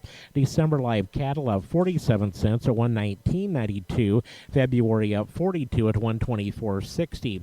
January feeders down 32 cents at 140.55. March down 27 at 141.15. December lean hogs down 30 cents at 61.57. February down 85 at 67.57. I'm Dwayne Murley. Here's the AM 1400 KVFD weatherology forecast. Mainly clear skies this afternoon with daytime highs approaching 48. West winds 5 to 10 miles per hour. Lows around 21. Tonight, overcast. Sunny skies and calm. Tomorrow, highs level off around 32. Dry and much warmer Saturday and Sunday with highs in the mid-40s. From the Weatherology Weather Center, I'm meteorologist Jennifer Wojcicki. Currently, it's 51.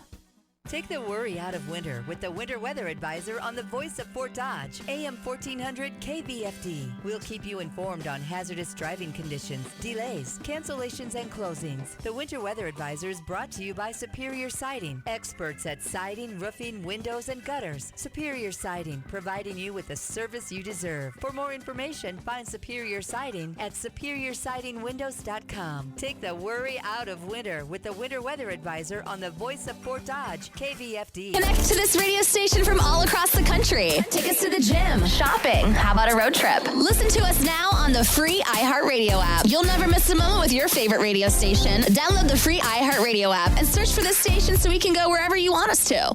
Message and data rates may apply. T&C and privacy terms can be found at babbel.com/terms. Please don't text and drive. Do you want to learn to speak a new language but don't have enough time? Then you need to try Babbel, the language learning app that you can try for free. Babbel's lessons are just 15 minutes or less, and you can go at your own pace. You'll be amazed at how easy Babbel makes it. Start your first lesson in the language of your choice for free. Download the Babbel app or text VOICE to 64,000. Text VOICE to 64,000. Have you ever wondered how the brain works? What makes us tick? Join me, Greg Woods, every Wednesday morning for all the latest news on the brain, on aging, and the science behind it all. It's The Mind Boggles, every Wednesday morning at 8:30 on AM 1400 KVFD. Alpha Media's 10th annual Bikes for Tykes event, sponsored by R&J Material Handling, W&H Co-op, and Fort Dodge Ford Toyota, is winding down. We've been asking you to bring new bikes into Fort Dodge Ford and our studios for kids served by Upper Des Moines Opportunity. Some of you have responded, and we're very grateful for that. We have upwards of 400 kids who need bikes this Christmas, and we have until Friday, December 13th to make that happen. Unless we all step up, there'll be a whole lot of kids who wake up Christmas morning to find very little, if anything, under their tree. If you would, please talk to your family, friends, and coworkers. See if they'll pool their money together to buy just one bike for just one kid. That's all it takes. One bike at a time for one kid at a time. Remember, our deadline is Friday, December 13th. Cash donations can be dropped off at our studios at 200 North 10th. We accept checks, too. On behalf of the children, thank you for making their Christmas dreams come true. At Alpha Media, we know marketing your business has never been more complicated. There are so many choices, rocket scientists walk around the office saying, it's not internet marketing. At Alpha Media, we have a team of people who understand IP targeting, polygoning, mobile marketing, and more. Better yet, they know how to use them to grow your business. Let's talk. Call Alpha Media Fort Dodge today and ask to visit with one of our expert marketers. They'll help you develop a complete marketing plan. We can't wait to hear from you. Michael Devine at AM 1400 KVFD. Listen to this. Making radio great again. That's right, we're making radio great again right before your very ears here at AM 1400 KVFD, the voice for Dodge. Our guest, Pastor Austin Hill from the First Presbyterian Church here in town. We're talking about lies. And I'm trying to get to the point, Pastor Hill, where perhaps ministers can come together from all the Protestant denominations and some Catholic priests and say, we demand that this nonsense stop. Someone with some moral authority must step forward because the politicians aren't going to have it. We've lost faith in them and their system. Yeah. Because it's their system now. Yeah. Well, I think part of the challenge in this is that pastors no longer have that authority in our culture. No, they don't. But I wonder if this would be a way to reclaim at least part of it. And, of course, maybe you pastors would get together and start pointing fingers at each other. I don't know. Well, I mean, hopefully not. Oh, it's you Baptists. No, it's you Methodists. Well, and I think that's where I'm always looking for how can we, as best as we're able, be nonpartisan in the commentary that we provide. And what I mean by that is I think the more specific we are about, these Democratic politicians or these Republican politicians, it just instantly devolves into our partisan loyalties. Mm-hmm. And unfortunately, even within the church, it almost feels like our partisan loyalties supersede our loyalty and our fidelity to Christ. Mm-hmm. And I'm not saying that to blame any particular denomination.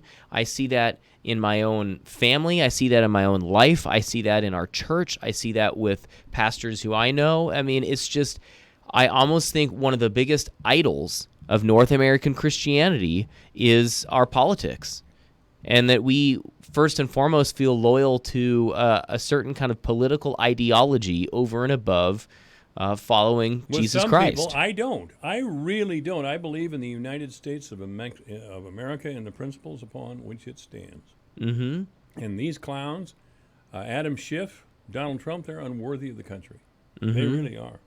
Well, and I think so. Really, what it comes down to is all of us saying, "Okay, look, we can talk about policy, we can talk about, ideology, all those things, and we should, but let's have as a baseline in all of that an assumption that we should also be exhibiting strong moral character. You know, that we should be a people who stand up for the truth, that we don't put one another down, and we, in the ways that we talk to and about one another."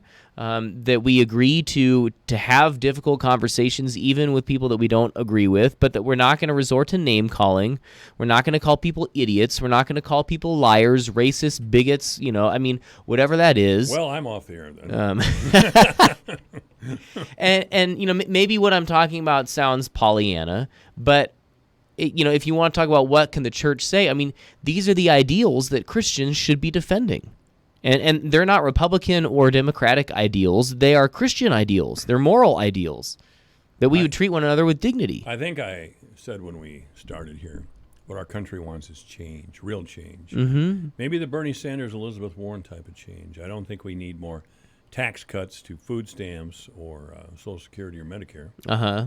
We actually have Republican congressmen in the 4th District of Iowa Mm-hmm. running on that platform. Vote for me, old people. I'll go to Washington and strangle Social Security and Medicare. Don't worry, you'll be dead by the time we do all these things. Uh-huh. Well, but, great. So even that, though, like, it's not just the policy parts of it. Like, I'm going to show my cards here a little bit, but, Elizabeth Warren, and she wants to talk about Medicare for all and all these kinds of things, which, first of all, I think is a little dishonest because to me, it seems like she's just ripping off Bernie Sanders and his policies wholesale, claiming them as her own, and she has more of a strong media following than him, so she's kind of just riding that wave, although that seems to be diminishing. But then the other part that really bothers me is like, okay, let's have that conversation. I'm willing to have it, but like, can we at least talk honestly about where the money for that is going to come from? Can we talk about what it's going to cost and who are the people going to have to be to pay for that? Because if we can't just clearly talk about that, and she, has come out a little bit more with some numbers, but like we got to be really honest about that kind of stuff. And that goes back to the whole telling the truth kind of thing. Yeah. It's not just making empty promises to get elected and then, figuring it out later. Well, the bad thing when we do get one of these candidates in town, the party surrounds them, yay, Biden, yay. Uh-huh. Every time Biden says something, the party members hold up placards, yeah, and scream. And you can't ask him questions like, how dare you betray working people in this country, you toad. See, there I go again. Yeah. But what's hard is like, when we don't resort to name calling, we're more nuanced.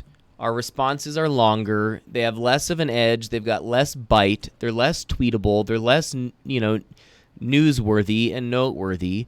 And people just don't pay attention.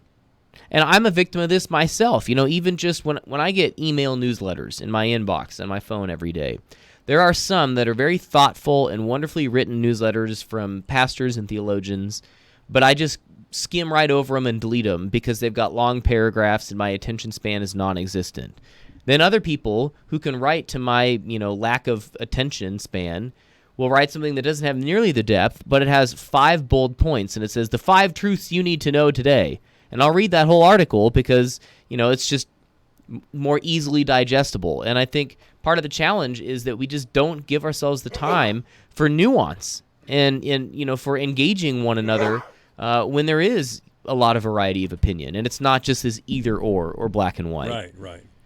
And I think probably the people who we disagree with, many of them, not all of them, but many of them, we probably do agree on 70% of things. Sure.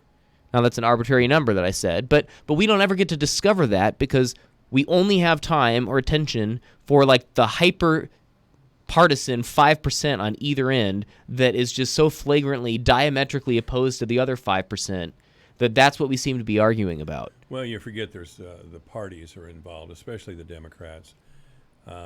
This is their job. The Democratic Party is their lives. Mm-hmm. And if they're out of power, that's no fun for them. Yeah. And there's no money in it for them to be out of power. So they're going to be kicking and screaming racist and bigot. Or doing something like they're doing to Jonathan Turley now. The very idea that Jonathan Turley is in the Trump camp is absurd. Or the fact that his job would be on the line because he gave a nuanced and different take on current events than what is desired of him, I guess. Can't we have contrary beliefs and opinions and still keep our jobs? Apparently the answer is no.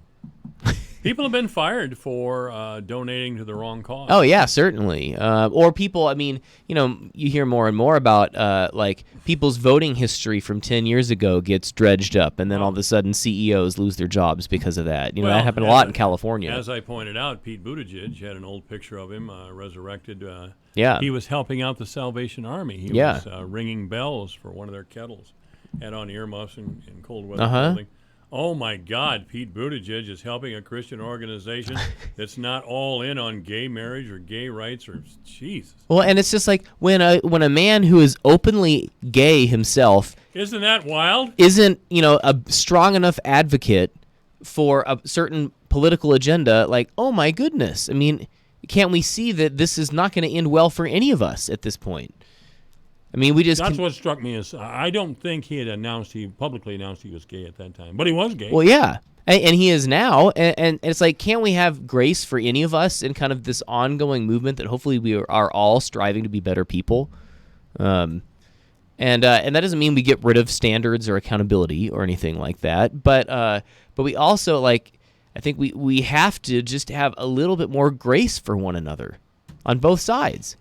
Well, that should be the Christian message. Yeah. Some could say that what we've heard is the voice of evil. As an old Catholic, I'm comfortable talking about evil. Sure. And anything that tears our country apart like this, I believe there might be a supernatural point of origin. Yeah. I can see that too, but I also I don't know how helpful it is to immediately go there.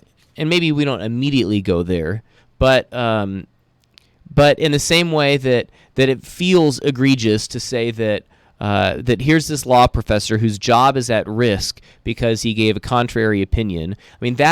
Cancel culture in general. All that is rooted in this sense that I clearly know who's right and who's wrong, and you're evil, and if you're wrong and evil, then I have the moral authority to depose you and just erase you from life and culture. That's right. That's exactly right. And as a lesson to the rest of you. Well, and I think that's what we should really avoid. And that doesn't mean that I don't have moral conviction. It just means that I also try to have some humility. I could be wrong. Oh, that.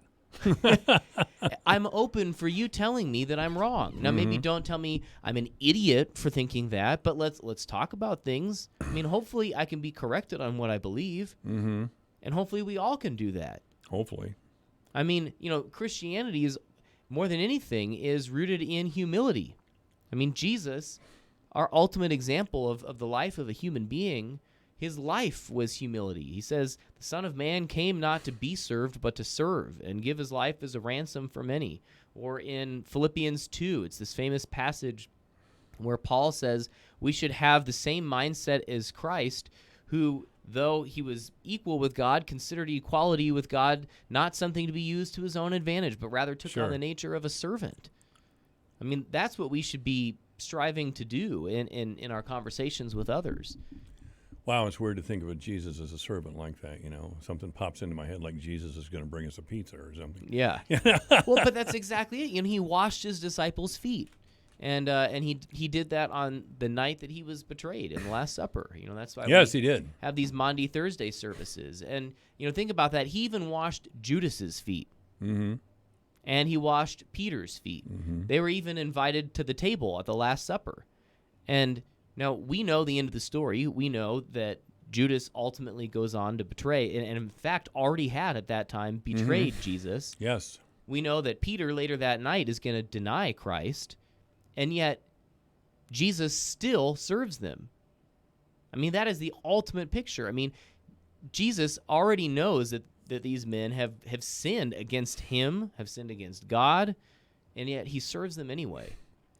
Judas committed suicide, right? Mm-hmm. And Peter went on to lead the church. Yeah. That's unusual, isn't it? Yeah, it is. And maybe you could look at the fact that that Peter had the opportunity to find reconciliation and forgiveness with Jesus after the resurrection. You know, there's that account where Jesus says 3 times to Peter, "Do you love me?"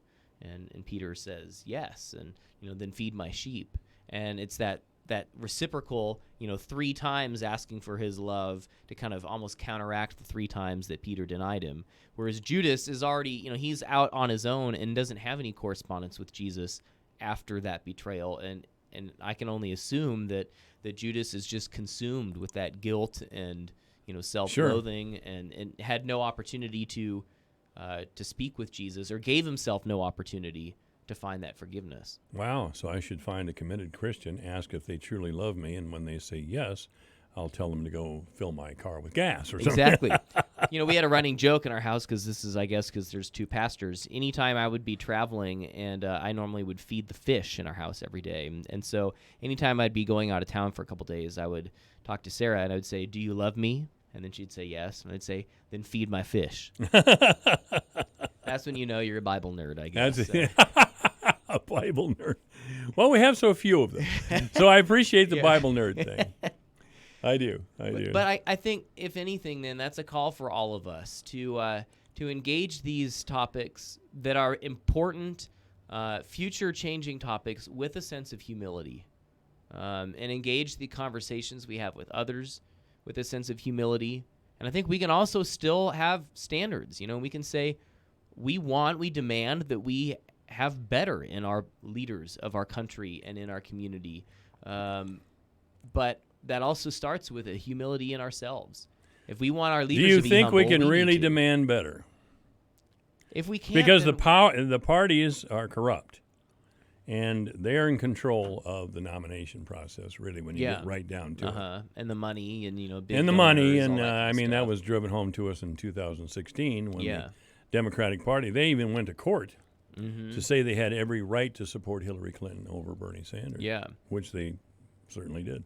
Well, and I think that's where maybe we do more to elevate our local leaders and the people that we know and have the opportunity to hold accountable. And we see the character they demonstrate. And again, I'm open to have someone disagree with me on this, but one of the things that's appealing to me about Pete Buttigieg is that he isn't from Washington, and he is, in a sense, a local leader of his community. And I would love to see somebody like that. It doesn't have to be him, but somebody coming out of a more kind of local leadership set of experiences to bring their input to Washington. Do you have any reservations about Pete Buttigieg because of the fact that he's gay? No, and I guess to be a little glib about it, seeing what we were willing to tolerate in our election of Donald Trump, I think we have no moral ground to stand on. You're a little glib over there. That's right.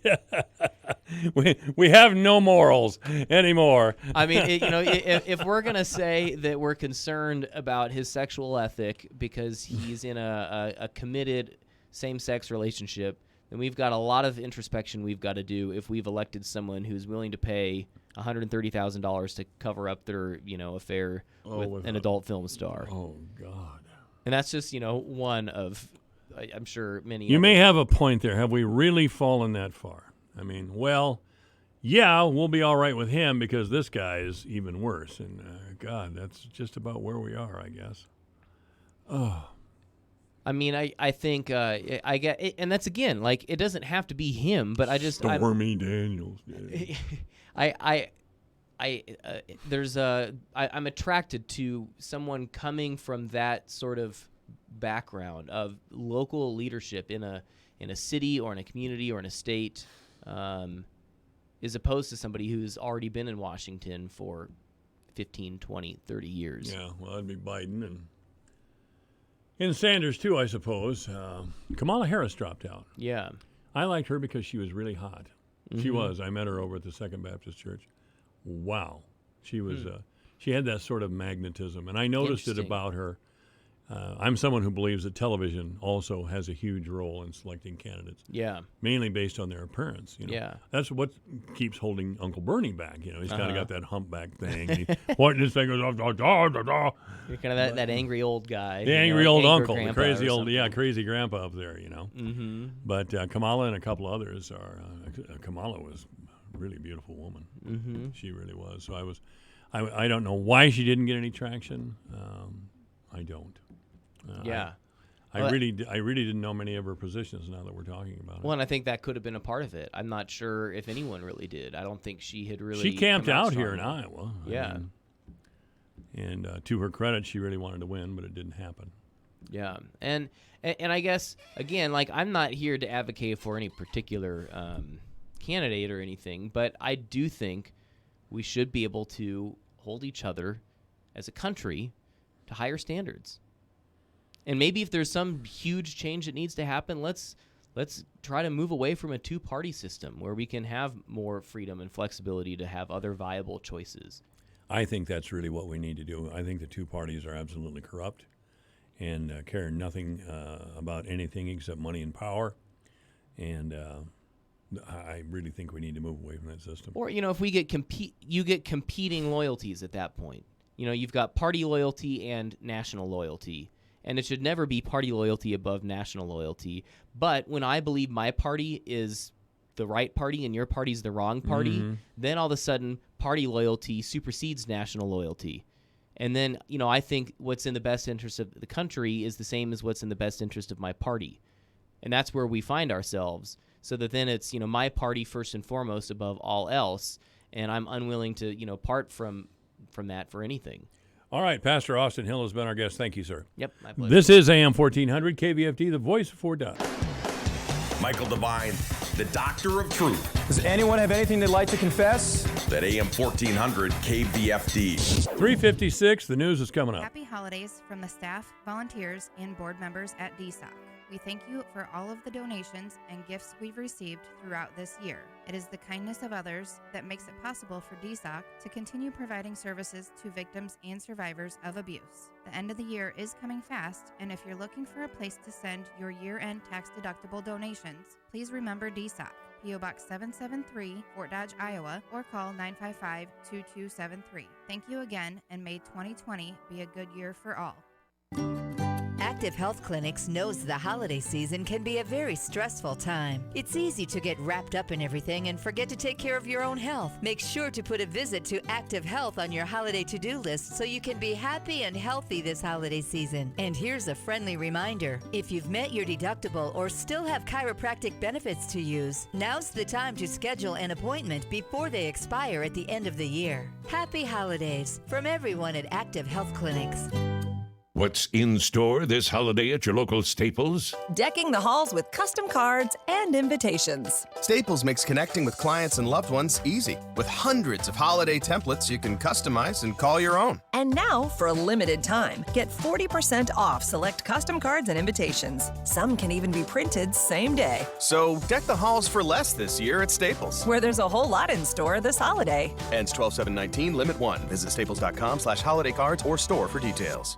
Alpha Media's 10th annual Bikes for Tykes event, sponsored by R&J Material Handling, W&H Co-op, and Fort Dodge Ford Toyota, is winding down. We've been asking you to bring new bikes into Fort Dodge Ford and our studios for kids served by Upper Des Moines Opportunity. Some of you have responded, and we're very grateful for that. We have upwards of 400 kids who need bikes this Christmas, and we have until Friday, December 13th to make that happen. Unless we all step up, there'll be a whole whole lot of kids who wake up Christmas morning to find very little, if anything, under their tree. If you would, please talk to your family, friends, and coworkers. See if they'll pool their money together to buy just one bike for just one kid. That's all it takes. One bike at a time for one kid at a time. Remember, our deadline is Friday, December 13th. Cash donations can be dropped off at our studios at 200 North 10th. We accept checks, too. On behalf of the children, thank you for making their Christmas dreams come true. Ever wonder what to do with the hazardous materials around your home? The North Central Iowa Regional Solid Waste Agency can help. We'll take just about anything you find anywhere in your home, whether it's under the kitchen sink or in the garage. I'm talking light bulbs, batteries, bug sprays, paint, fertilizers, poisons, and more. Just give us a call. We'll set up an appointment for you to drop off your hazardous materials you find around your home. Our number's easy to remember, 576-5866. You can also find us online at ncirswa.org.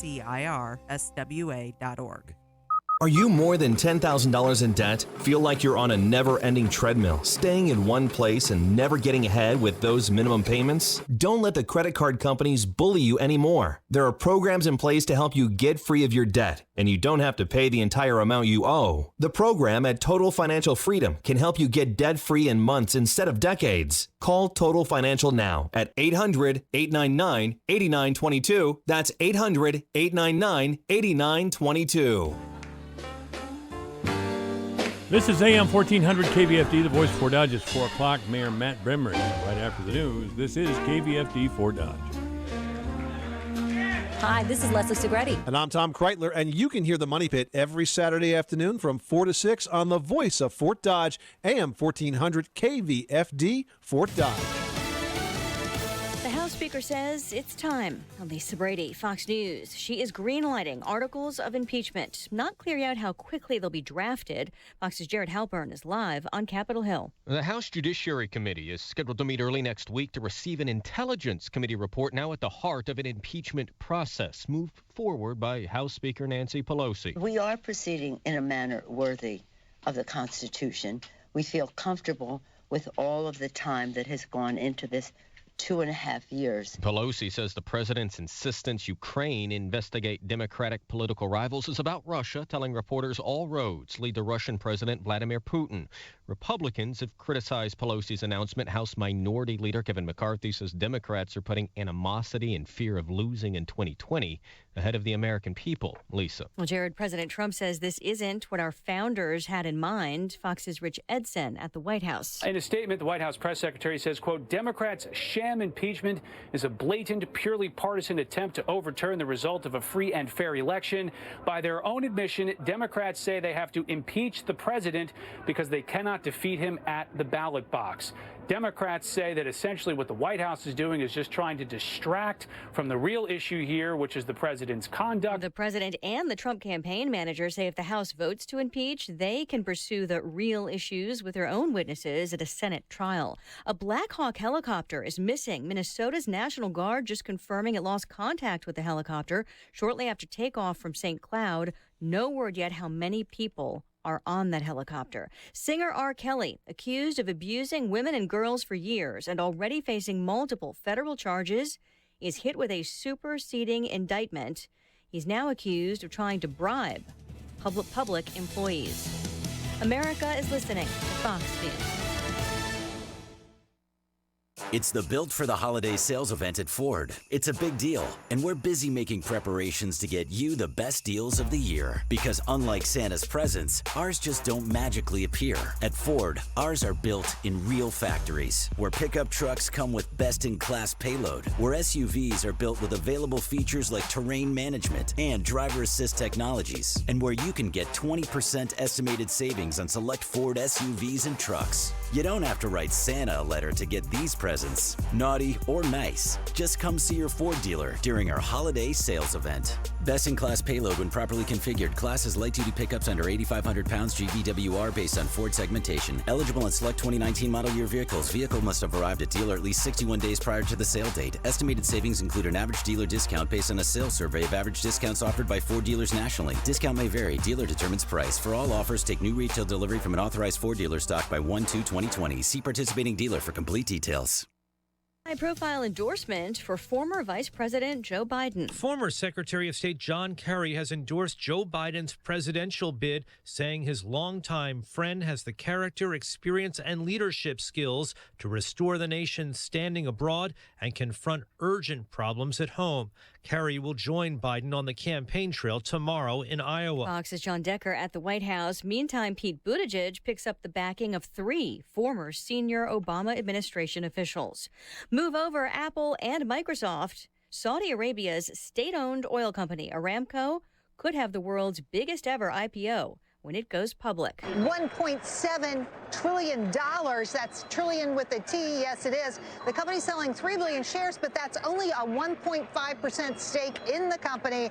This would be an IPO bigger than Alibaba. Fox Business Network's Jerry Willis at the New York Stock Exchange. Aramco would trade on the Saudi exchange, possibly as soon as next week. Fitness company Peloton now defending its new holiday ad that appears to show a husband giving an exercise bike to his already thin wife. The company says the ad was created to celebrate the fitness and wellness journey, and that it's grateful for the outpouring of support it's received from those who understand what they were trying to communicate. The ad has been criticized on social media as sexist. More than 36 mighty mice are heading to the International Space Station. 2, 1, 0. Engines ignition. Liftoff. SpaceX getting its latest delivery of supplies off the ground today after a weather delay yesterday. The mice are for a muscle study. The 3-ton shipment also includes a robot sensitive to astronauts' emotions and a mini version of a brewery's malt house. It's the 19th supply run for NASA by SpaceX. Some holiday goodies also included. I'm Lisa Brady. This is Fox News. With your KVFD news update, I'm Rob Jones. The jury in the Tanner King double murder trial reached a verdict yesterday. The Story County-based jury found King guilty on 2 counts of first-degree murder. The charges stemmed from the October 2018 shooting deaths of brothers L. Dominic and Marion Rhodes here in Fort Dodge. The jury deliberated 14 hours before reaching the verdict. The trial took 3 weeks, and the jury had been in deliberation since Monday.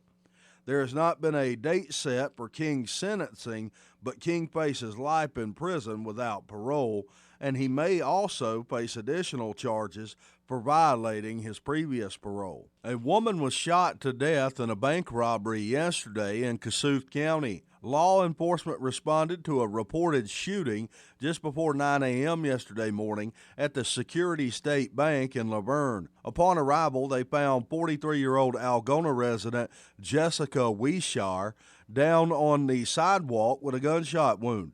Wishar died at the scene from her injuries.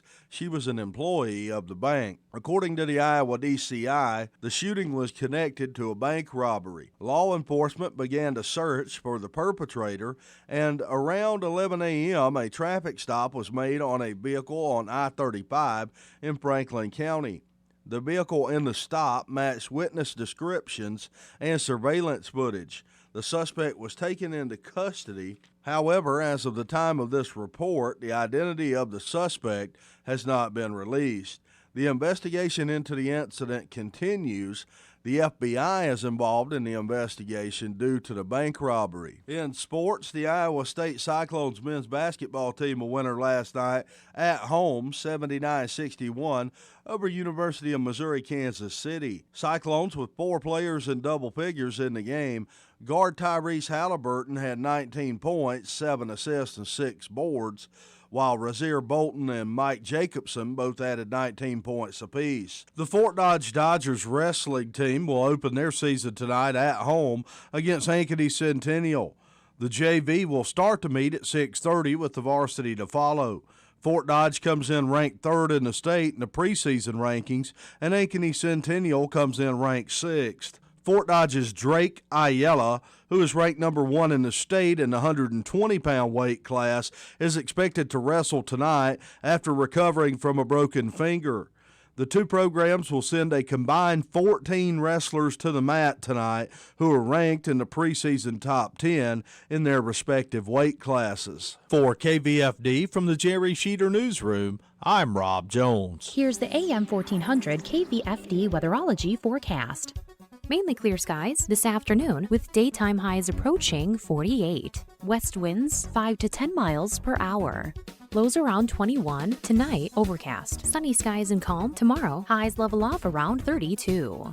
Dry and much warmer Saturday and Sunday with highs in the mid-40s. From the Weatherology Weather Center, I'm meteorologist Jennifer Wojcicki. Currently, it's 51. A private autobiography. This holiday season, give the gift of a lifetime, the most precious gift ever. Your legacy in a beautiful handcrafted book capturing your life for your family and future generations. I'm Roy Mowat, founder of Lifetime Private Autobiography, created to capture my father's stories and voice through regular personal interviews. Don't just take my word for it. Allie in Boston gave her father his very own private autobiography. It's hard to give your father something. Like he gave me everything. The idea that I could actually give him a gift that had real meaning, that wasn't just some silly throwaway gift for another year of a holiday. So I know I'm giving him that gift of remembering really happy times. You can't give someone more than that. I literally cannot believe the price. It's very inexpensive for what you get. Give the gift of a lifetime and contact us on privateautobiography.com or call 833-200-7474. That's 833-200-7474. Hi, this is Heather Reck with Neighborhood Realty. Are you thinking about selling your home but not sure who to list with? Well, being from Dayton, I am centrally located between several larger markets and have a vast knowledge of the small surrounding towns and acreages as well. I'm a full-time agent and mom of 3, making me a pro at schedules and time management. But that's not what is most important. At Neighborhood Realty, we'll list it, we'll sell it, and you'll move on. Find our information online at neighborhood-realty.net and make sure to check us out on Facebook. Divine Intervention at AM 1400 with Mayor Matt Bemrick. Boss, head man, top dog, big cheese, a head honcho. Call now, 515-955-1400. That's right, Mayor Matt Bemrick is here, not the mayor of Manville, but the actual mayor of Fort Dodge. If you have a question or comment for the mayor, call 515-955-1400. 955-1400. Of course, all power to the people, of course.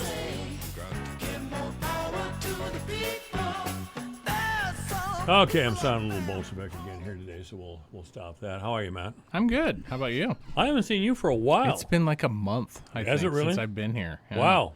Well, I was laid up with I broke my ankle. Yes, I see it's still broke, too. Yeah, it's healing. It's getting better. Yeah. So did you crack the bone or all the way through? Or what happened? I got a hairline fracture along the joint, and then on the tibia that comes down alongside your ankle there, I got a hairline fracture in there, and then I tore a couple ligaments that go across your ankle and up over your foot. That wouldn't happen if you were 25. No, probably not. Probably not. That's the first sign you're getting older, buddy. Yeah, no, I broke it, and another sign. It is what it is. It is what it is. What can you say? Just deal with it. Well, I haven't, as I was complaining to you, of course I was complaining to you a little earlier that my day hasn't got started off that well. The trash guy rolled by my neighborhood and didn't pick up my trash can for some reason. And I didn't get my Fort Dodge Messenger. So I don't know what happened in the world than... They probably are tired of you complaining about them, so they just stopped delivering it. I don't know. It's the first time I've had to call them in a long, long time. Yeah, I don't get the actual print version. I just get the electronic. Well, I do get the print version, but my Aunt Sharon, that lives out at Friendship Haven, I have the print version sent to her because she wants to read the actual paper. Sure. I prefer the electronic version, so I read it on my computer or on my iPhone or iPad or whatever device I happen to be using. Is how I read it, and then she prefers the actual print version. A lot of older people do. I send her the print version because when I used to get it delivered to my house, we never even opened them. There were just stacks of them, because we just didn't look at it. Every once in a while we would open them if one of the boys was in the paperwork for something or sports or something like that. We wanted to cut it out for scrapbook or something like that, but just really don't get the hard copy that much. The hard copy is just not really necessary anymore for Well, me, at least. I've There's a lot of people that would prefer it, and I get the electronic version of the Des Moines Register. I do as well because I like to read that, especially on the weekends. I usually try to catch up on some Des Moines Register stuff, and then I read. I actually follow 6 or 7 different newspapers around the state, and I like to read about what their cities are doing or working on, or if they got something going on. So I follow quite a few newspapers and a bunch of different writers that have that will tweet things, and mostly Twitter for that stuff, not Facebook so much. I get the Gazette and the Des Moines Register online. Oh, I don't get the Gazette, but I read the Gazette frequently. I actually really like the Gazette. I think it's a well managed paper. On the rivers, the Sioux City Journal isn't too bad, and the Quad I read City, that one also. Quad City Cities, Times is really good. Yep. Council Bluffs. I follow Burlington, Dubuque, Mason City. Oh, I get Dubuque too with the Telegraph Herald. Telegraph Herald is a pretty good little paper. Yep. It is. I follow Storm Lake on Twitter. I like that guy over there. He's a good writer. What, you don't like him? Art Cullen? Yeah, you don't like Art? I like him. I think he's a a good wacko writer. liberal. Well, he is a good So writer. what's that make you? A wacko what? No, that means I'm normal. Oh. There's me and then there's wackos. I've never heard anyone use your name and the word normal together. Oh, yes, you have. It's perfectly normal. The voice of truth. The doctor of truth. Yeah. There I am. No. Professor of Madness would be. Art was up in more Algona accurate. years ago. He and his brother John, who run the paper, and they have yet another brother. He's definitely more liberal. I'm not going to debate that with you. But I like his writing. His writing's often, it's something I would like to read. So. Did you catch the editorial in the Messenger this morning? I did. Communism. Good Lord. You're nuts. At least the Storm Lake Times has their own people writing editorials. I wish the Messenger would find somebody. Oh, they do. They write Oh, a lot not of their own very stuff. often. They do. Not very often. No, it's usually a repeat from the Oskaloosa newspaper or some doggone thing. Anyway, what's going on in the city here? It's this time of year is often a little quieter than other times of the year because we're getting the holiday season and we've got a new council that'll be seated right after the new year. So, it's just one of those things. There's just not a ton of action. We're going to be starting some budget stuff Monday with some workshops, and we have some stuff going on with workshop and talking about parks, both Crawford and Exposition Park. So, there's some of that kind of stuff going on, but they're still kind of in their infancy. They're not, the council's not voting to decide what to do yet with parks. But Well, I'm glad that we're They're getting the talking about plans. naming Exposition Park after Pastor Henderson. Are you with me? I am. Sorry, I have somebody, a work thing. A work somebody's thing going on. texting me about. Okay. Yeah. Anyway, I'm glad to see that Pastor Henderson. Sorry about that. That Pastor Henderson's name has been put forward as. Yeah, Pastor Howell is a great man. He was. He's missed every day. Yes. We've had a tough year with some losses like that. Mark Cady and Pastor Henderson, both just fantastic members of our community, well respected here locally, and both of them had far-reaching arms that made them respected in their professions and in their activities throughout the state. Their deaths And were with particularly Mark all across the country. He was a very, very respected man. I know that the way they went, Mark Cady was exercising, or not. Excuse me, he was exercising, and he appeared to be in fine health. He was a very healthy guy. He was often running, very active guy. And the way Pastor Henderson went is just terrible. It's awful. Heartbreaking. Awful. Yeah.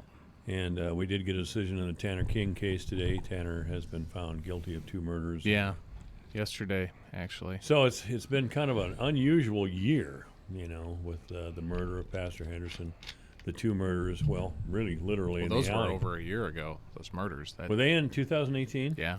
Okay. I believe so. I think it was in the fall of 18. Yeah. Okay, you're right now. Took a long time to get the case to trial, and then they had the jury issue, and then they moved you can't it. say his lawyer didn't represent him to the fullest extent, because his lawyer I mean, his lawyer's a bulldog. I mean, he's known as a bulldog, in representing defendants in Story County. I think if you ask around the legal circles, even here locally, he's known to be a very tough public defender. He's a public defender. Mm-hmm. That's we don't have a public defender's office here. Not anymore. It's out of Story County now, and that's too bad. It's very unfortunate. People should have better access to that. But yeah, that's the legislature didn't. My understanding is there was cutting of funds, and they closed our office, and now we get represented out of Story County. Can we talk to the Scrapster and you should bring it up and Meyer about this? Ask him. Of course, I don't know. If it's not Hog, Scrappy's not interested. Do you think they'll bring the Matrix up? It's about Matrix season, Yeah. This is normally the time of year where the Matrix becomes all the gossip. So, or all not gossip, but this is when everybody starts talking about changing the Matrix or don't change the Matrix or. It would really help if those who were opposed to all the hog confinements didn't look like flaky old hippies. They don't all look like that. Well, I mean, they are the public face, though. You often like to label liberals based on the radical side of the liberal. Yeah, that's what I think of. Well, I mean, I don't label every conservative like the guy that comes out of Oklahoma that protests veterans' funerals and stuff like that. That guy. That was Kansas. You like to paint the extreme on the one side, but I don't. You forget there's extremes on both sides. There seems to be more over there. Is there? Yeah. Oh, definitely. Oh. Is that you can quantify that? Or? You've been. I think I can. We haven't yet. We haven't had a sparring match. No, we haven't. But I can tell. I can tell you're kind of ready for this. I'm ready for this. I'm ready for this. See, you've been hanging out in wrong places again. I warned you about hanging out over Where have there. I been hanging out? You've been hanging out. I've been at home a lot. Okay, you've been hanging out. If you're telling me I'm hanging out with the wrong people, I've been hanging out with my wife an awful lot. So, well, that's not so bad. And she's more conservative than I am. Well, she's a smart girl. No, you haven't been down there in Amigos or anything with those meetings and stuff, have you? I'm always bouncing around. Somewhere. Always bouncing around. Okay. All right. Little groups of fun. Okay. Yeah. All right. I've known Mark Campbell a while, and I've seen the life he lives and the way he lives it. And I can't believe that guy's a Democrat. Why? Why? Because he appears to be the lifestyle he leads. He's very conservative as a Democrat. I would say he and I have very similar. Describe a conservative Democrat. A conservative Democrat doesn't want to just give things away. They want to have a checkable fiscally responsible. Fiscally responsible, but still having social conscience that drives you to want to do certain things to help raise the bar for people that maybe don't have the same opportunities, chances, or available access to things, whether it be healthcare, housing, jobs, training, all those things. And I think conservatives have very similar desire to do things like that too sometimes. It's just we often get caught up on the extreme issues versus talking about what we have in common. What are you striving for the middle again? Don't you think both the conservative and the liberal both want people to get jobs, get trained, get out and become part of our our economy? Frankly, the way the Democratic Party is, I don't think they have any time for traditionalists. No, and I don't think they have. You think they just want to hand out checks? No, but I think they want to beat up anybody who isn't them. You don't think conservatives want to beat up anybody that's not them? Oh, I do. Well, but okay. I'm not conservatives. AM 1400 you KVFD. are conservative. AM 1400 KVFD. Good afternoon. You're on the air with the mayor. Hi, I was hoping you guys could tell me about the advertisement in the paper for the Dodger Tap. Have you been there, and what is that like? The Dodger Tap? The Dodger Tap, the bar? Yeah, I think that's what it said. Yeah, there's a restaurant. It's on 12th Street and 1st North. It's right there on the corner. I've been there before, but it's been a number of years. So I didn't see an ad for them in the paper. Big ad in the Monday's paper, I believe it was. I can't hear them, Mike. Okay. Can you speak into the microphone a little bit more? We're having trouble hearing you. But she's talking about the big ad in the paper for the Dodger Tap. They have a restaurant. Yeah, they've served food over there for quite some time. I did not. Well, I did see something on Facebook about them starting to serve food. Yeah. I haven't been over there to try that yet. Well, I think they've Try to hit they've that. served food. Have for they served food for a long time? I didn't know if I wanted to try it or not. I thought if you guys had been there, maybe I would try it. Well, I would. yet. I would recommend it. I mean, it's a downtown bar. It's Is a it real. across from the OPD? What's that? Is that the one across from the OPD? The OPD? The across from where you pay your water bill and stuff? You said it was on... No. It's up on 12? Dodger Tap is, as far as I know, the Dodger Tap's on the corner of 12th Street and 1st Avenue North. Yeah, it's right. It's across the alley from Daniel's Pharmacy. Okay, that's north. not... Yep, to the north of Daniel Yeah, Pharmacy, yeah. down 12th Street. I've driven by There, there one before, across but from I don't City know- Hall. I didn't know if I wanted to go in there or not. That's why I wondered if you guys had been in there. Now, I've been in there, but it's been a number of years. I'm fine. I'm fine going in there. They have good food, I thought, and good service, and I can sit by the front window and watch the world go by. It's all right. Okay, thank you. Thank you very much. AM 1400 KVFD, the voice for Dodge. You have a question or comment for the mayor? It's 515-955-1400. That's the first culinary question we've had, I believe. Anyway, back to your liberalness. I'm glad you're still dressed like a normal man. I just like to throw that out there. Okay. What's a non-normal man dressed? One with pink hair and earrings in his nose. Well, does that automatically mean he's liberal? I would think so. I've seen okay. very few young Republicans that look like that. It's possible. All things are possible. All things are possible. All things are possible. So, did we have a city council meeting last night? Probably, or Monday night? No, we have one this Monday. Oh, you have one? Yeah. Next Monday. Okay. Let's go to the phones again. AM 1400 KVFD. Good afternoon. You're on the air with the mayor. Hello. Hello. Are you a telemarketer? You called the wrong guy if you are. Must be, I don't know. The light went off, didn't it? It did. Yeah. Yeah, I don't know. I don't know either. Doesn't really make a lot of difference either. Anyway, so we had we're going to have a city council meeting on Monday. Where are we at with the broadband thing anyway? I believe the council at the last meeting approved a contract to have an expansion of that work that was already done going forward. That consultant will now start putting together all the things you got to put together to build a network and hire engineering companies to figure all that stuff out and put it down, budget performas, how this thing would, how you would market it, how you'd sell it, all those different parts and pieces. So, okay, that'll be a work in progress. That's a work in progress. Yeah, it'll take a while. It's we're government. We're not known for speed. Yes. This is probably one of the more frustrating parts of government. I was going to say it takes time to make decisions, and then of course you have to have consensus to move things forward. So a lot of times there's due diligence being done in order to build that consensus, to make sure people feel comfortable about before they spend those dollars.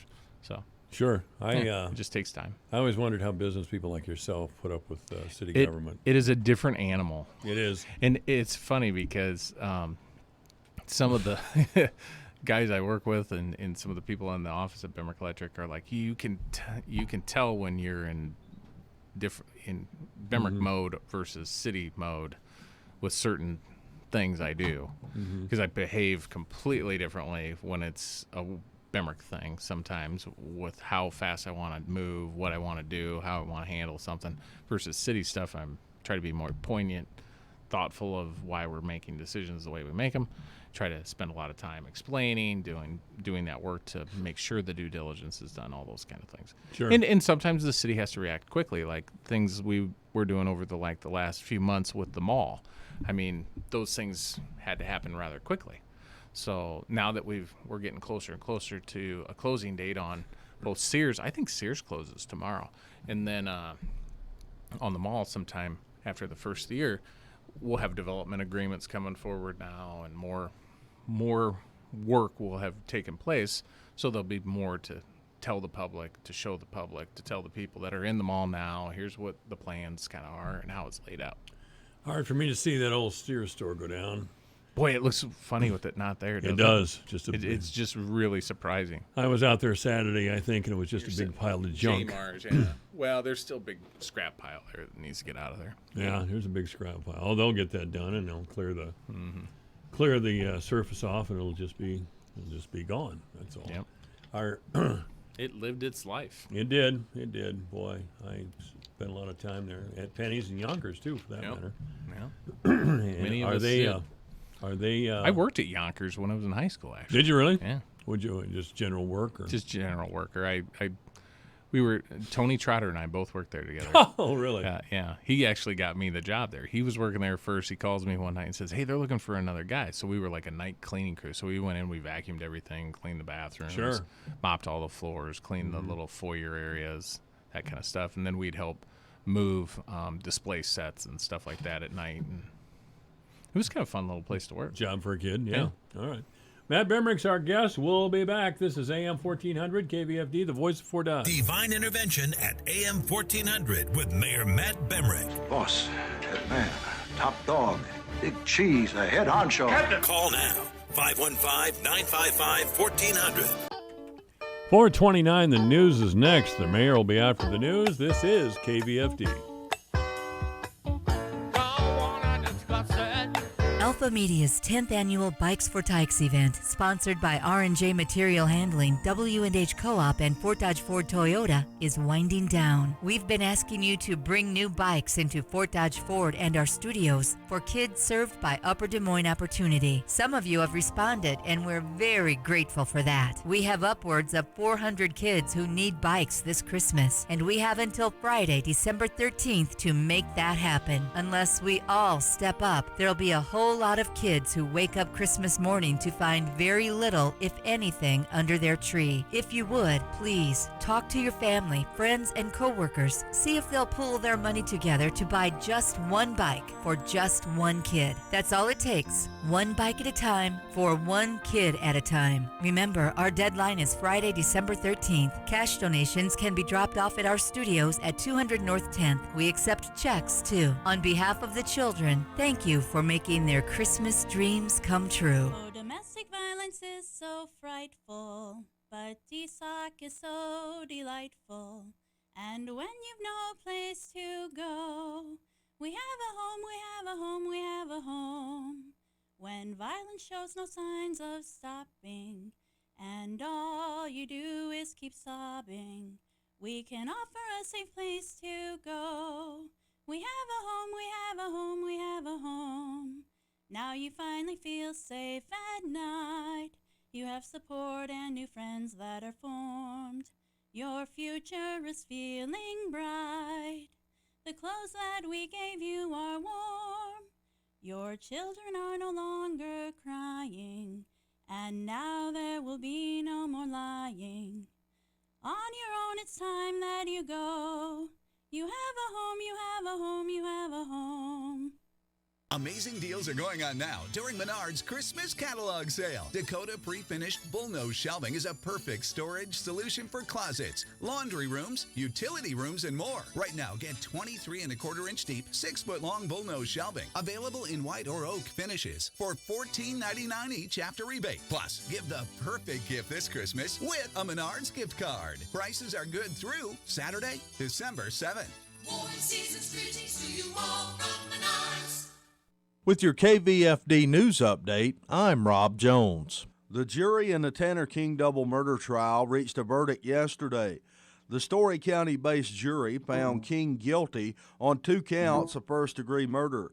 The charges stemmed from the October 2018 shooting deaths of brothers L. Dominic and Marion Rhodes here in Fort Dodge. The jury deliberated 14 hours before reaching the verdict. The trial took 3 weeks, and the jury had been in deliberation since Monday. There has not been a date set for King's sentencing, but King faces life in prison without parole, and he may also face additional charges for violating his previous parole. A woman was shot to death in a bank robbery yesterday in Kossuth County. Law enforcement responded to a reported shooting just before 9 a.m. yesterday morning at the Security State Bank in Laverne. Upon arrival, they found 43-year-old Algona resident Jessica Wishar down on the sidewalk with a gunshot wound. Wishar died at the scene from her injuries. She was an employee of the bank. According to the Iowa DCI, the shooting was connected to a bank robbery. Law enforcement began to search for the perpetrator, and around 11 a.m., a traffic stop was made on a vehicle on I-35 in Franklin County.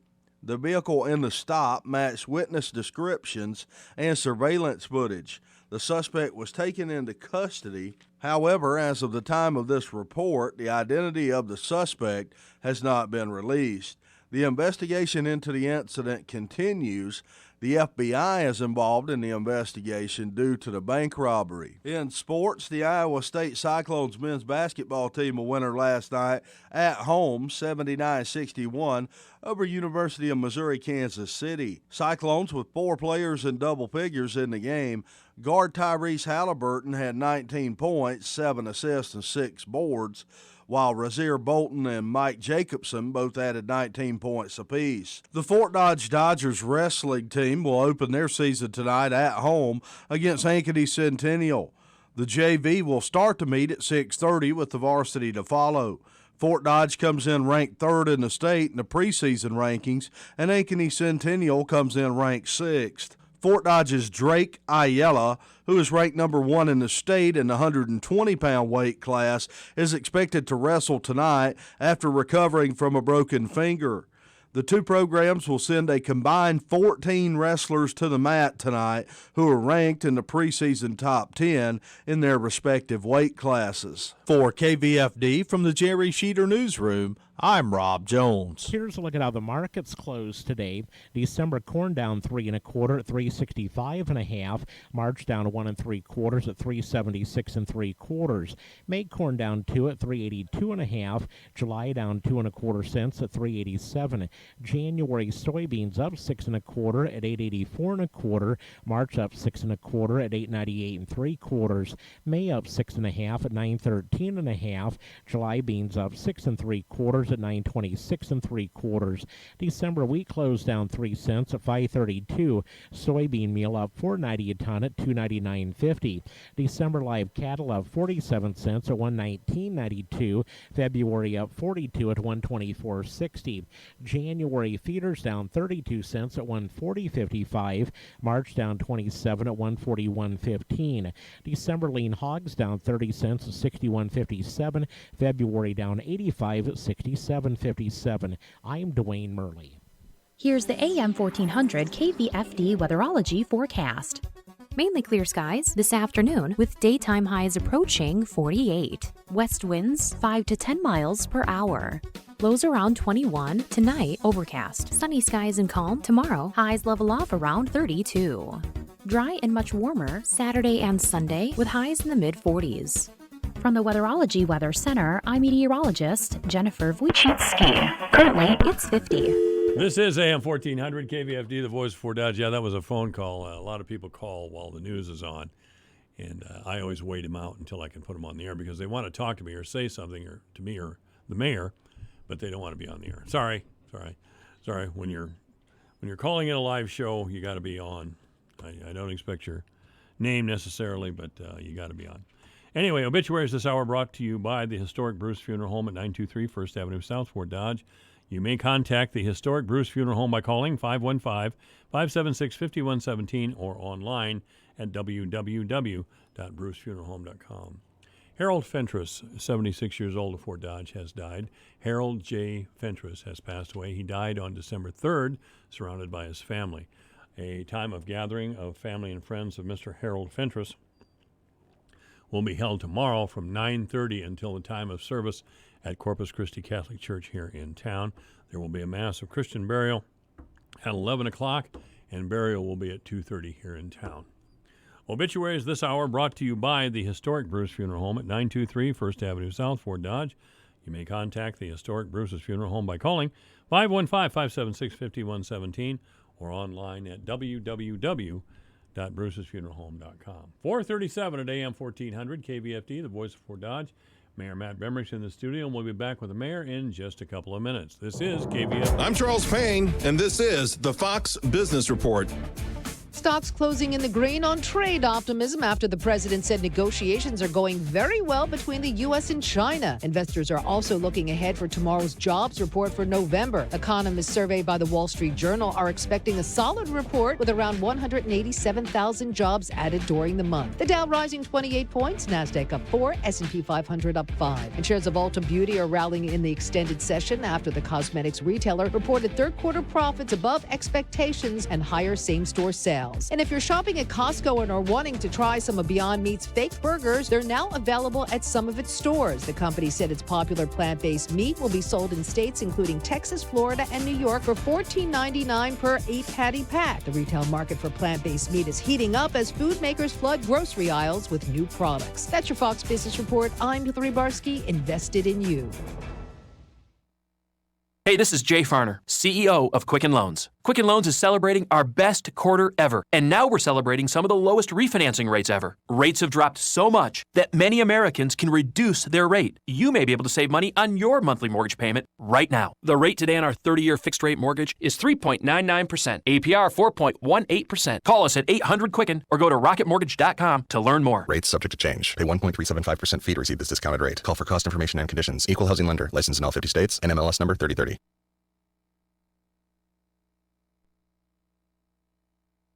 Message and data rates may apply. T&C and privacy terms can be found at babbel.com/terms. Please don't text and drive. Do you want to learn to speak a new language but don't have enough time? Then you need to try Babbel, the language learning app that you can try for free. Babbel's lessons are just 15 minutes or less, and you can go at your own pace. You'll be amazed at how easy Babbel makes it.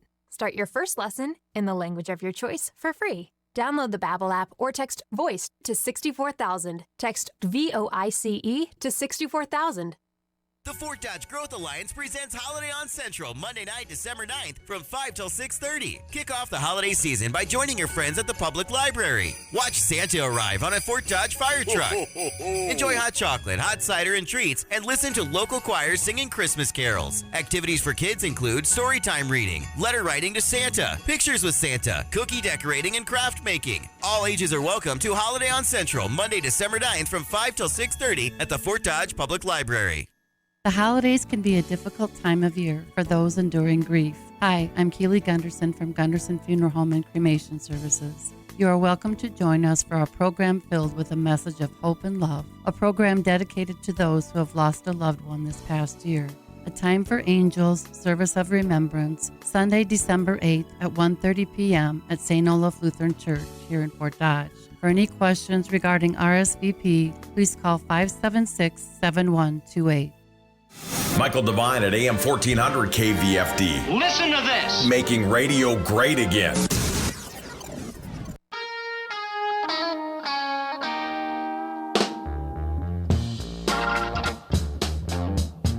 Okay, we're making radio great again. AM 1400 KVFD, the voice for Dodge, with an assist today from Mayor Matt Bemmerich, who we haven't seen for a while, but it's good to see Matt today. It's good to be back. All right.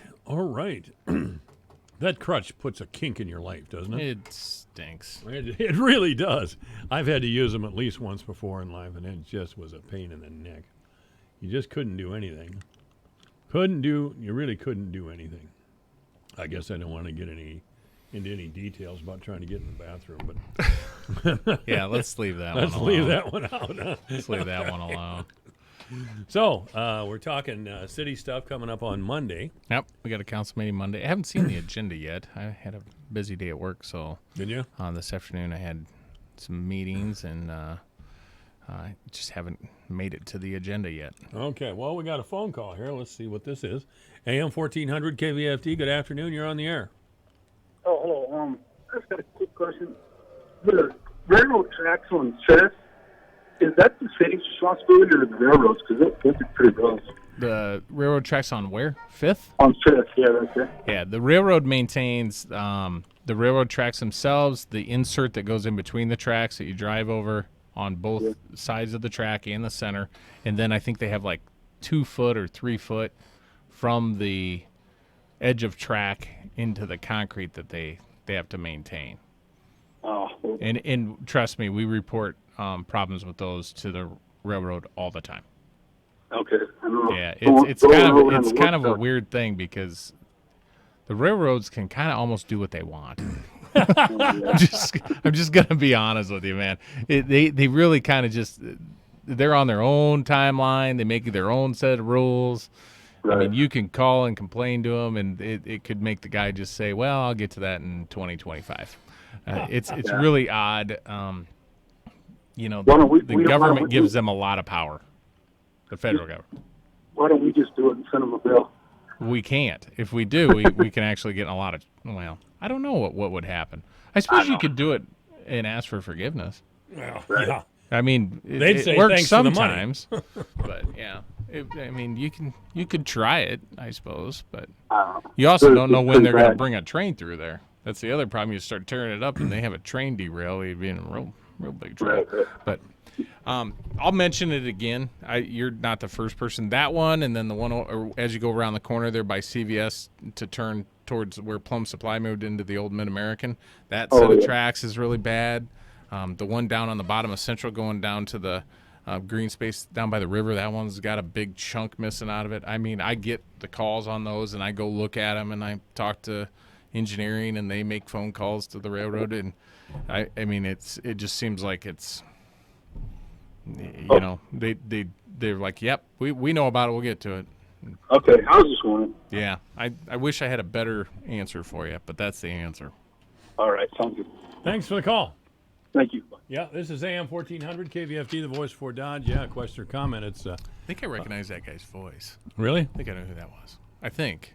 Boy, it was so distorted coming through my headphones that I couldn't tell. I could hear it better once you turned it up a little bit. Yeah. For some reason, that speaker, the last couple times I've been on here, has been real crackly. I think it's not maybe their call, it's that speaker. Yeah.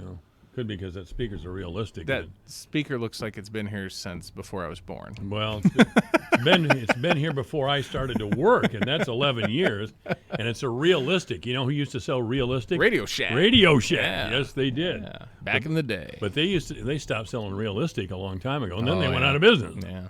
And that was too bad. They've been I gone a long Shack. time. Yeah, I love Radio Shack was handy. We used to buy different things in there for Bemrick Electric stuff. Did you really? Yeah, there was different things we needed for different control systems and stuff. You need a relay or a resistor, and they could always manage to find it for you. Now you got to go to like Granger or weird places to get some of that stuff. Granger, what do they have Granger's down there? like a not the city. It's a catalog called Granger. It's a great big catalog that like contractors and plants and industrial places use to buy things. You can buy everything from a mop bucket to a motor in there. Really? Yeah. Broadcast Supply West is my catalog, but we don't have those places anymore that carry all that stuff. No, everything's online. We used to have it here in town where I could buy microphones and stuff. I can't remember where it was now or what it was. Did like back in the old days, like Raymond Music and places like that carry microphones? Right. I don't remember Ryman Music doing it, but there was a place in town where we could go get radio stuff, microphones and like if you're in a band or something, where do they go get all that stuff now?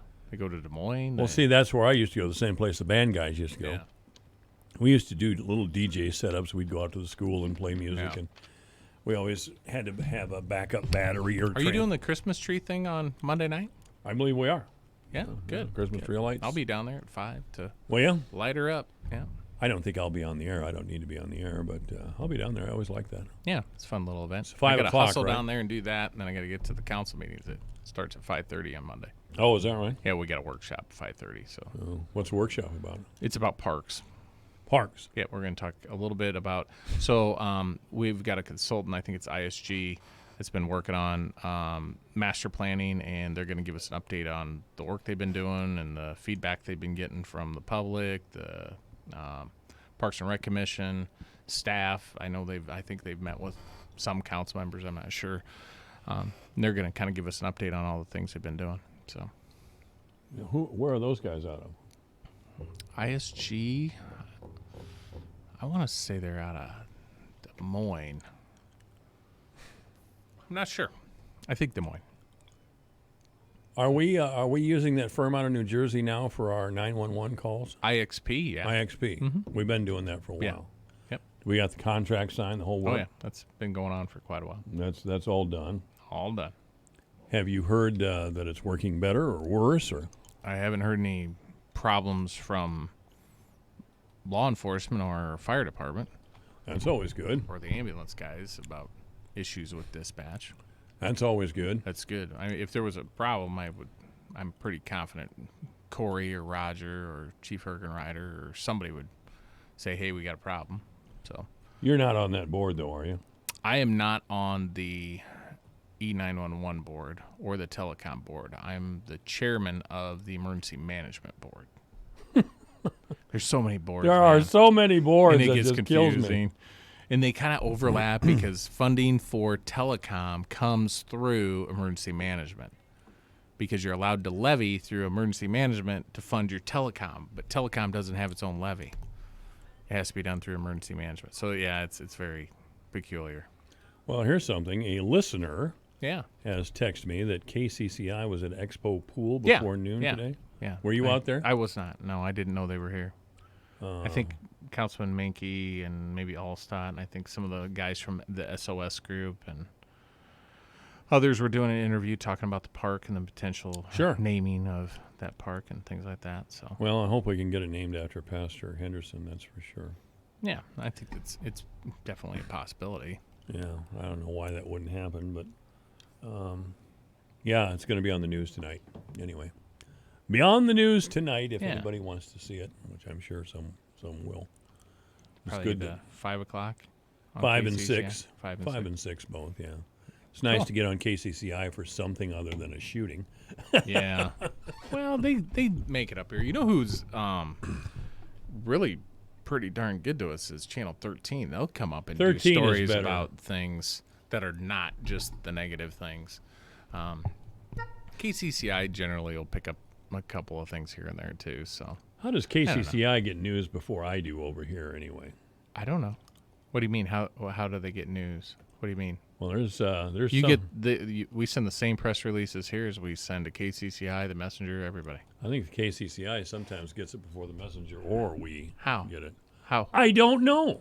Well, if you're gonna lay the seed of conspiracy, then you better I've laid it out there. You better be able to back it up, buddy. I have laid it out there. All right, where would they be getting that? Do you Well, think there's like a cabal? somebody inside. Do you think there's a cabal of guys smoking cigars in the basement of City Hall that are saying, "Oh, let's send this to KCCI"? and not No. to I Mike Devine? think there's a bunch Come of liberals on, man. smoking weed down there. Whatever, dude. And they get high. You love seeds of conspiracy. No, I think it just I've makes got, you happy. You know I've got. You know I'm onto something here. What? What are you know onto? There's.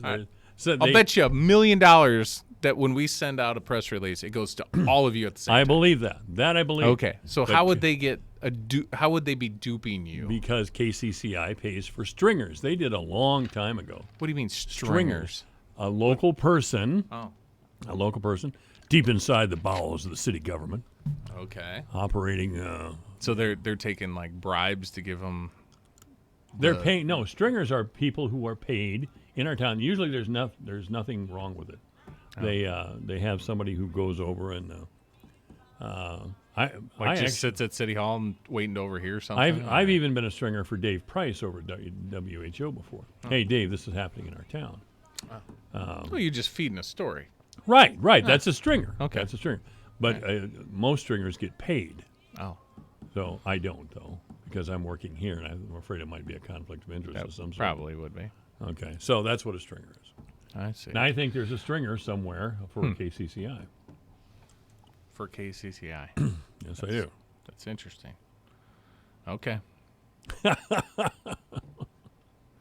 Okay. Mayor Matt Bermick is here, and he's accused me of being a right-wing conspiracy theorist. Of course I am. You are the Michael Moore of the right. You know, even I am not that overweight as Michael Moore. Michael, he's just a piece of work. I mean, he got onto something and he made a lot of money, and good for him, I guess. Yeah. Good for him. He found a niche. He did find a niche, and he hasn't. Your problem is you found a niche that doesn't pay very well. No, it really doesn't. No, it really doesn't. You're never going to own a home in Florida and one in Detroit and one in L.A. and one in New York. Well, don't send me home depressed just before Christmas.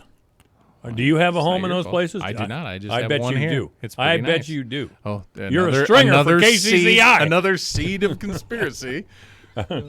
Yes, I see you. I see you on vacation down there in the middle of January and wearing shorts. Wish, man. I'd love to be in Florida in January. Would and not you? in Iowa. Yeah, that'd be a lot better. Are you going weather-wise? Are you going? No, I'm not Are you going. sure? I don't think I'm going anywhere. I'm going to a wedding in Mexico in like May. Who gets married in Mexico besides Mexico? A friend of Michelle and ours. Really? Yeah, it's a friend of ours going down there for a destination wedding. So I'm gonna go down At a there. resort and go to their there, wedding. or- Yep. Mhm. Really? Yeah, it should be fun. It'll be fast. I mean, I think we'll go down on Thursday and come back on Sundays. So the wedding will be on Saturday. So. Do you have passports? Oh yeah. Oh yeah. Mhm. Yeah, you got to have those. Got to have a passport. And now if you have a passport, you don't need the little gold star. But when you go to renew your driver's license, they want you to get that verified ID, and you get a little gold star on there. But you got to take a bunch of stuff when you go to do that. You have to take like proof of where you live and all kinds of different things, a birth certificate. I got whole it. bunch of I have jazz. the gold star on my driver's You do? license. So you must have took all that stuff in there. I suppose I did. You must. I was trying to think get. you got to take like a water bill and like 2 pieces of mail that prove your address, and then I think you got to take an additional form of ID besides your driver's license. Well, I wanted to keep my CDL, and they keep making me prove it every year now because of my age. Ah. So to Thinking of keep going out back on the road. No. Yeah, but in the event that I need to drive a larger truck or something, I'd like to be able to do that legally. Certainly, have done it illegally enough times, so I thought I'd try it legally this time. So, we got a few minutes here. Yep. So, I would encourage people to go online and look at the learning center that the Justice Department, the state of Iowa, down at the Supreme Court, they're going to build a learning center in honor of Chief Justice Mark Cady. There's links on my Facebook. There's links on numerous people have shared this to donate towards that cause, and I would say it's a very worthy cause. It was something that was very near and dear to Justice Cady's heart. Really getting the courts to the public so the people understood the judicial branch more. He thought that was probably always one of the things that created animosity out there in the political world, is people just didn't understand how the courts work, what their function was, how they were funded, how the separation of powers works, all those different things. Matter of fact, it'd probably be, you should donate money, because when it opens, you definitely need to go down there and learn about how the judicial system works. I do know how it works. Oh, wait, well, I do. You have a skewed version of it. No, I don't. I have a very accurate. I don't mean to bring you and I's little bickering stuff into this, but it really is a very, very worthy cause, and I would encourage anybody in Fort Dodge that Mark Cady ever had anything to do with or knew, or even if you didn't, he was a great man. I'd encourage you to go online and donate to that. I believe there's a link on the Iowa State Bar Association's website also, and I'm hoping Mike Devine will post it on his Divine Interventionist Sure, I will. stuff for me, so that if you're looking for it, go click on the link, learn a little bit about what the project is going to do, and hopefully you can donate some money to that. Well, yeah, I'll put it on there with my own, Sure. I'll send it to you right now. You're going to send it to me? Yeah. All right. I'll tag you. You going to tag me and I'll everything? Tag you. Okay. Tag you so you know how to get it. Well. Where to go. It was right at the top of my page the other day. I don't see it now.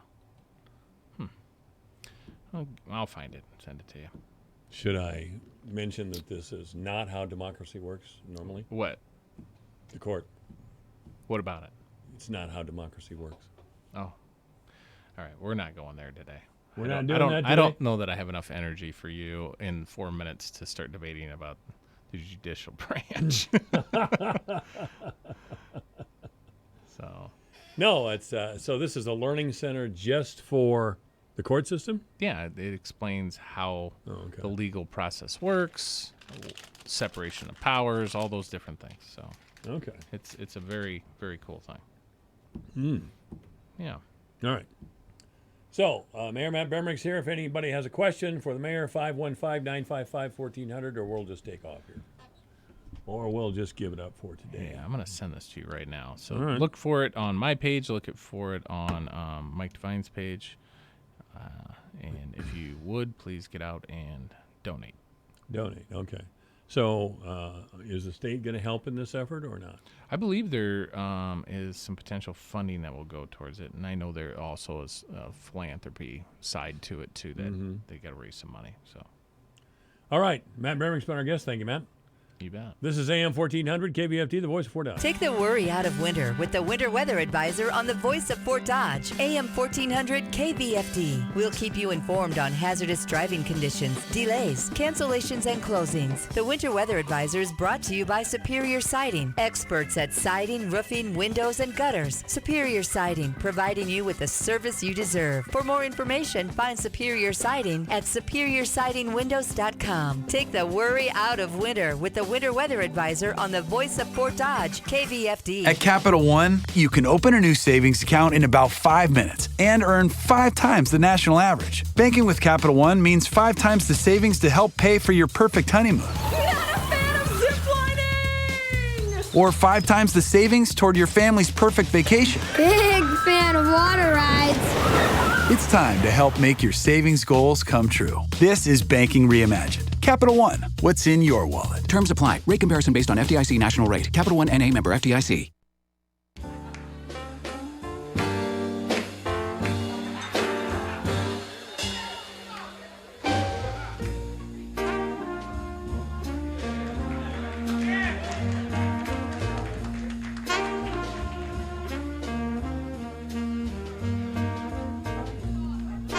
This is AM 1400 KVFD, the voice of Fort Dodge. Thank you very much for listening. It's 5 o'clock in the afternoon. The news is next.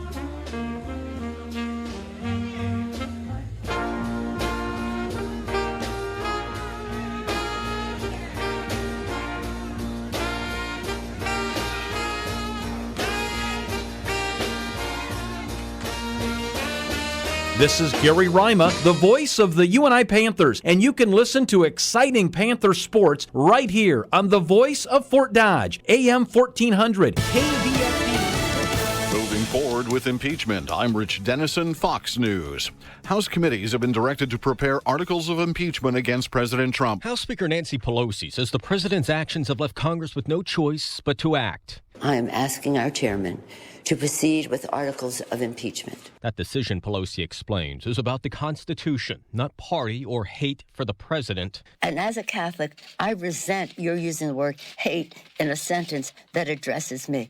I don't hate anyone. I was raised in a way that is a heart full of love and always prayed for the president. House Republican leader Kevin McCarthy says Speaker Pelosi is weakening the nation. Fox's Jared Halpern on Capitol Hill. President Trump today discussing the possibility of signing a trade deal with China. Right now we're moving along. We're not discussing that, but we are having very major discussions. On December 15th, something could happen, but we are not discussing that yet. We're having very good discussions with China, however. A new round of tariffs on Chinese imports is set to take effect in 11 days if no deal is reached before then. Former Vice President Joe Biden in a testy exchange at a New Hampton, Iowa town hall today. Biden responding to a man who asked why he sent his son to Ukraine to work for a gas company. That's not true. And no one has ever said that? No one has heard that? I see it on the TV. You see it on the TV? No, I know you do. When the man said Biden was too old to be president, the former vice president challenged him to a push-up contest. Breaking news just in, a Minnesota National Guard Black Hawk helicopter has crashed near Pearl Lake in central Minnesota with 3 crew members on board. Guardmaster Sergeant Blair Houston says the contact was lost with the helicopter minutes after it took off from St. Cloud on a maintenance test flight this afternoon. No word yet on the fate of the helicopter flight crew. America is listening to Fox News.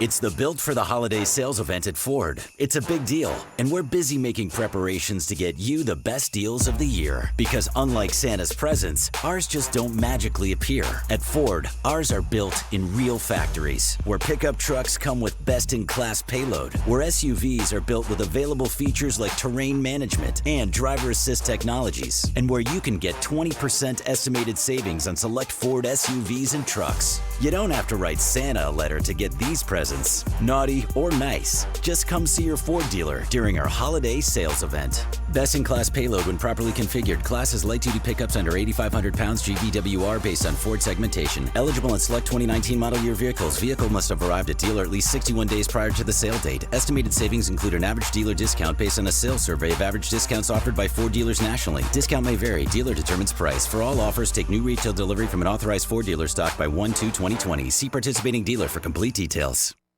With your KVFD news update, I'm Rob Jones. Investigators have released the name of the man they believe killed a woman outside a bank in Laverne Wednesday morning. According to the Kossuth County Sheriff's Department, 35-year-old Valentino Williams of Coralville has been charged with first-degree murder and first-degree robbery. Williams was taken into custody about an hour after the shooting after law enforcement stopped the vehicle he was driving in the northbound lane of I-35 near mile marker 158.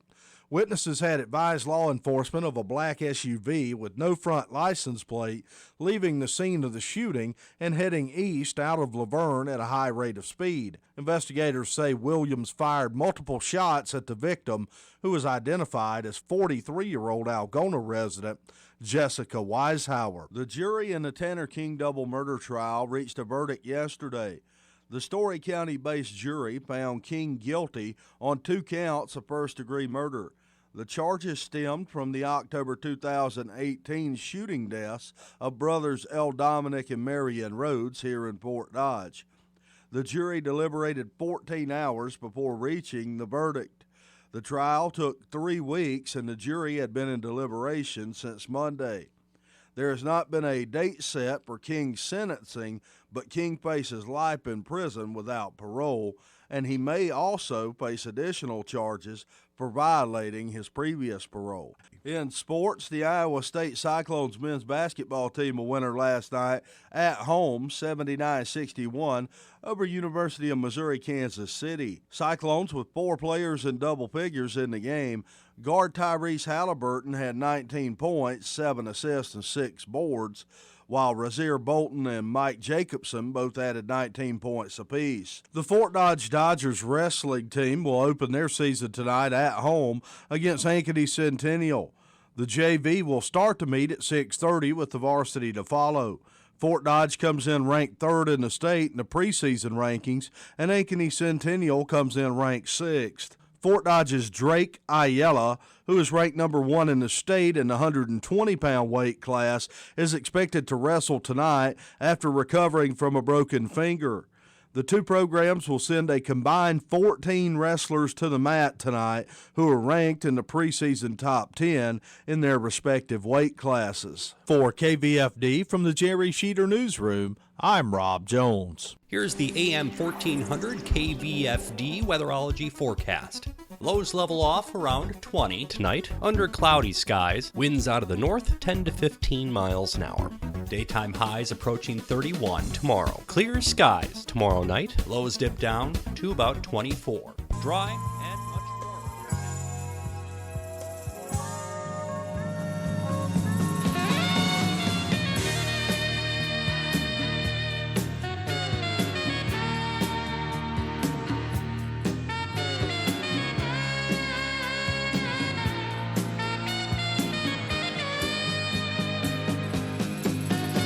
Live from the headquarters of Ramsey Solutions, broadcasting from the Dollar Car Rental Studios, it's the Dave Ramsey Show, where debt is dumb, cash is king, and the paid-off home mortgage has taken the place of the BMW as the status symbol of choice. I'm Dave Ramsey, your host. Thank you for joining us. Open phones at 888-825-5225. That's 888-825-5225. Amy is starting off this hour in Michigan. Hi, Amy. Welcome to the Dave Ramsey Show. Hi, Jay. Thank you so much for taking my call. Sure. You don't know me, but I feel like I know you. First, I just want to say thank you for changing my entire life financially. I'm debt-free, almost debt-free because of you, and I've called you many times for advice. So you feel like part of the family. I'm mentioning your name every other day, like Dave says this, Dave says that. So I need your advice about my current situation, which is a little bit dire. I have a lot of expenses, and I don't know how to pay for them without taking out a loan, be it a credit card. Well, I don't really like credit cards, but like I was thinking of taking out a home equity loan or something because I just literally have no money to my name. And I need to pay the mortgage and pay for milk and food and things like that. And I just have no money. I make too much money to be qualifying for like aid and things like that. So I get no aid, no help from anyone. And I have no money to my name. So I'm living paycheck to paycheck and not really able to afford things even doing that because I have so many different bills, not necessarily debt, but like just different bills to pay, like for the house, the car, the insurance and all that stuff. Mm-hmm. So what do you make? What do you make? What do you make a year? I make almost 80. Okay. And so why are you this broke? I am a single mom, and I do not get any kind of support. You make $80,000 a year. I know, but I'm a single mom, and I pay for childcare for 2 children. So what? Lots of people make $80,000 a year with 2 kids, and they're not even close to broke. Yeah. Well, most people have child support. No, they don't. I'm talking about a couple married with 2 children that the one person works and makes $80,000, or 2 of them work and they make $80,000. They don't have any trouble paying their bills. Yeah. You got this single mom thing all twisted up here. So what do you do for a living? I'm a writer. Okay. And you net, your taxable income is $80,000 a year. Well, it's like 77. You work gross, for someone writing. Correct. Okay. All right. Cool. So how much is your house payment? Mm-hmm. My house payment is $815 a Good. month. How much is your car payment? I don't have a car payment. Good. How much are your credit card payments? I don't have any credit cards. How much are your student loan payments? I don't have student loans. loans. Have student loans. Okay, you have an $800 house payment. You make $80,000 a year, and you have to feed 2 kids. 3. 3 kids. And I have child care for 2 of the 3. Okay. Yeah, that would be fairly normal for most people that are working. Okay. Mm-hmm. And what do you pay for child care? I pay $350 a week for child care. And so $1,200 a month. So $2,000 a month goes to your house payment and your child care. Yes. That ought to leave a lot of money for milk. Well, but I just have so many other things. Like I have my homeowner's insurance, my car insurance, my, just different utilities, groceries. Mm-hmm. I just literally have like $5 to my name right now. And then you are so freaking disorganized. It's unbelievable. Really? Yeah, your budget doesn't exist. Because I'm sitting here looking at $6,000 a month coming into your house, and I spent $2,000 of it a while ago, and so far you can't pay with $4,000 some lights, some water. Oh no, I don't have $6,000 a month though. You should have. I have $1,000 a week that I get. Well, $1,087 a week that I make. Okay, that's $4,000 a month. That's $48,000 a year. That is not $77,000 minus taxes, unless you're getting a $15,000 tax refund. No, I make $77,000. Well, I get a bonus. That $77,000 includes my bonus. How much is your bonus? That's why it's what? How much is your bonus? It's a 10% bonus. Okay, so $7,000 of it's a bonus. This does not describe where the money's going. How big was your tax refund last year? I didn't get I got a refund from. I didn't get any money from the feds. I don't think I got. If I got some, it was very negligible. Okay, maybe $500 or something. Okay, so here's the thing. I'm just going to put a little money in here just to make sure I'm doing this right. Got $64,000 a year, and 12 divided by just make sure I'm doing this exactly right. Yeah, your take-home pay. Are you putting money in your 401k? Yes, I am. Oh, okay. All right. And how much? I'm maxing out the company contribution. I think it's like 12% is the company contribution. So Okay. I'm just putting in 12%. Okay. Do you have any money? So like I think it's like 100 per pay period per week. Okay, that would be 400. So I've still got. You should be getting home with. You're getting home with about $4,000 a month, and you should be getting home, not counting your 401k, with about $5,500 a month. That's not Really? counting your bonus, but still. Okay, so here's what we've got to do. I'll just back up and quit. Okay. I'm trying to run your budget out of here on the air because it's just not making sense.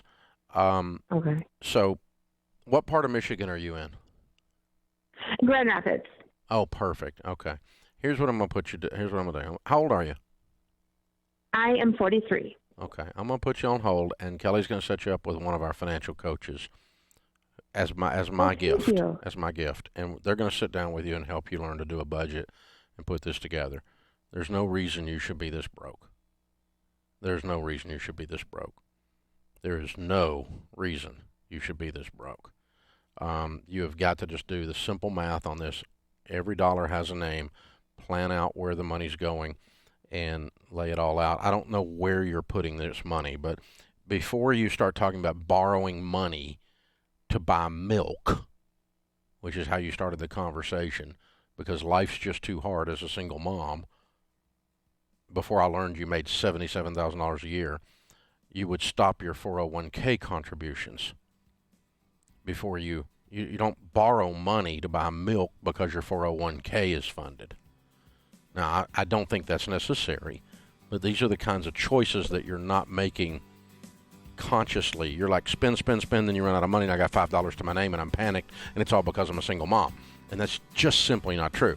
It's because you're disorganized, and you don't have a good budget. So we'll help you with that. I'm going to help you get your budget going. Go ahead and put her in Financial Peace University, too.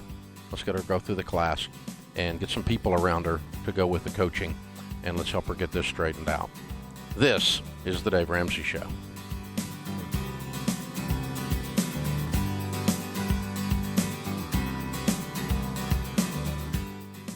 Did you know that if you combine the data breaches that have occurred in the past 12 months, almost every American has had their personal info compromised or hacked? Over 50% of our listeners and viewers tell us that they or someone in their family has been a victim. And 70% of those folks have had it happen more than once. See, this is unbelievable. Once thieves get your info, the risk never goes away, and they can use it whenever and however they choose. It truly has become an issue of not if, but when. That's why the only plan I've ever recommended is through Xander Insurance. I actually sat down with them, and we put together a plan that I felt provided the best protection, but didn't waste dollars on things you could easily do yourself or were just gimmicks. The key is getting protected before you're a victim, and it's too late. Go to Xander.com or call 800-356-4282. We are all at risk, and it doesn't make sense to wait. Numbers don't lie. That's Xander.com or 800-356-4282.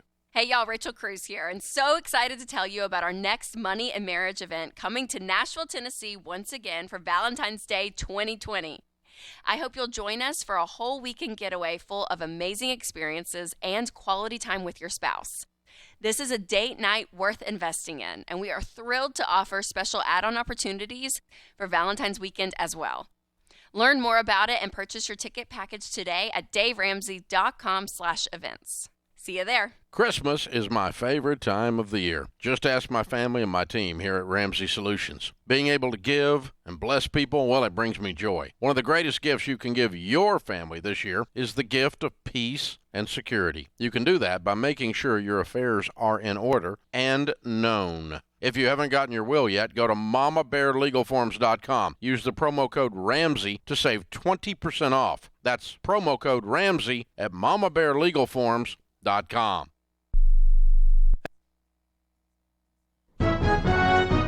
Radio Iowa News is presented by the Iowa Department of Public Safety Governor's Traffic Safety Bureau. Wearing a seatbelt increases your chances of surviving a crash by 45%. It only takes 2 seconds to buckle up. Good evening. I'm Dar Danielson. The Kossuth County Sheriff's Department says 35-year-old Valentino Williams of Coralville has been charged with first-degree murder and first-degree robbery in the shooting death outside the Laverne Bank of 43-year-old Jessica Weishauer of Algona yesterday. Williams being held in the Kossuth County Jail pending initial court appearance. No other details were released. Soybean industry leaders are praising the governor signing an executive order that all new diesel vehicles purchased for state fleets run on a 20% biodiesel mix. Iowa Soybean Association President Tom Bardall says Iowa is by far the largest biodiesel producer in the nation. It's very important to our rural economy to have a strong biodiesel industry. He says biodiesel supports about 4,700 jobs in the state. That's your news on Radio Iowa, online at radioiowa.com. I'm Dar Danielson. More than 1 million wild animals are killed each year, illegally. Poaching is just one of the risks animals face at our hands. I'm Tom Barry. I'm an actor. I grew up in the beautiful rural countryside of Ohio, where animals roamed freely in the open forests. I have a deep concern to help preserve those open spaces for our wildlife friends so they can live and thrive like they used to. Destruction of their habitats threaten their very existence. The best way to protect wildlife is to protect the land where they live. The Humane Society Wildlife Land Trust works with private landowners to protect wildlife, to preserve natural habitats, and establish permanent sanctuaries. To learn more or to work with the Humane Society Wildlife Land Trust, call 800-729-SAVE. That's 800-729-SAVE. Or visit wildlifelandtrust.org. Thank you.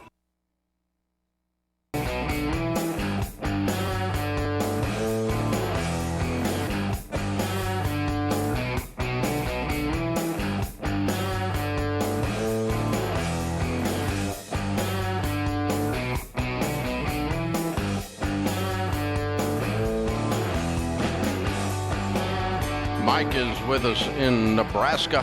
Hey, Mike. Welcome to the Dave Ramsey Show. Hey, Dave. Thanks for taking my call. Sure. What's up?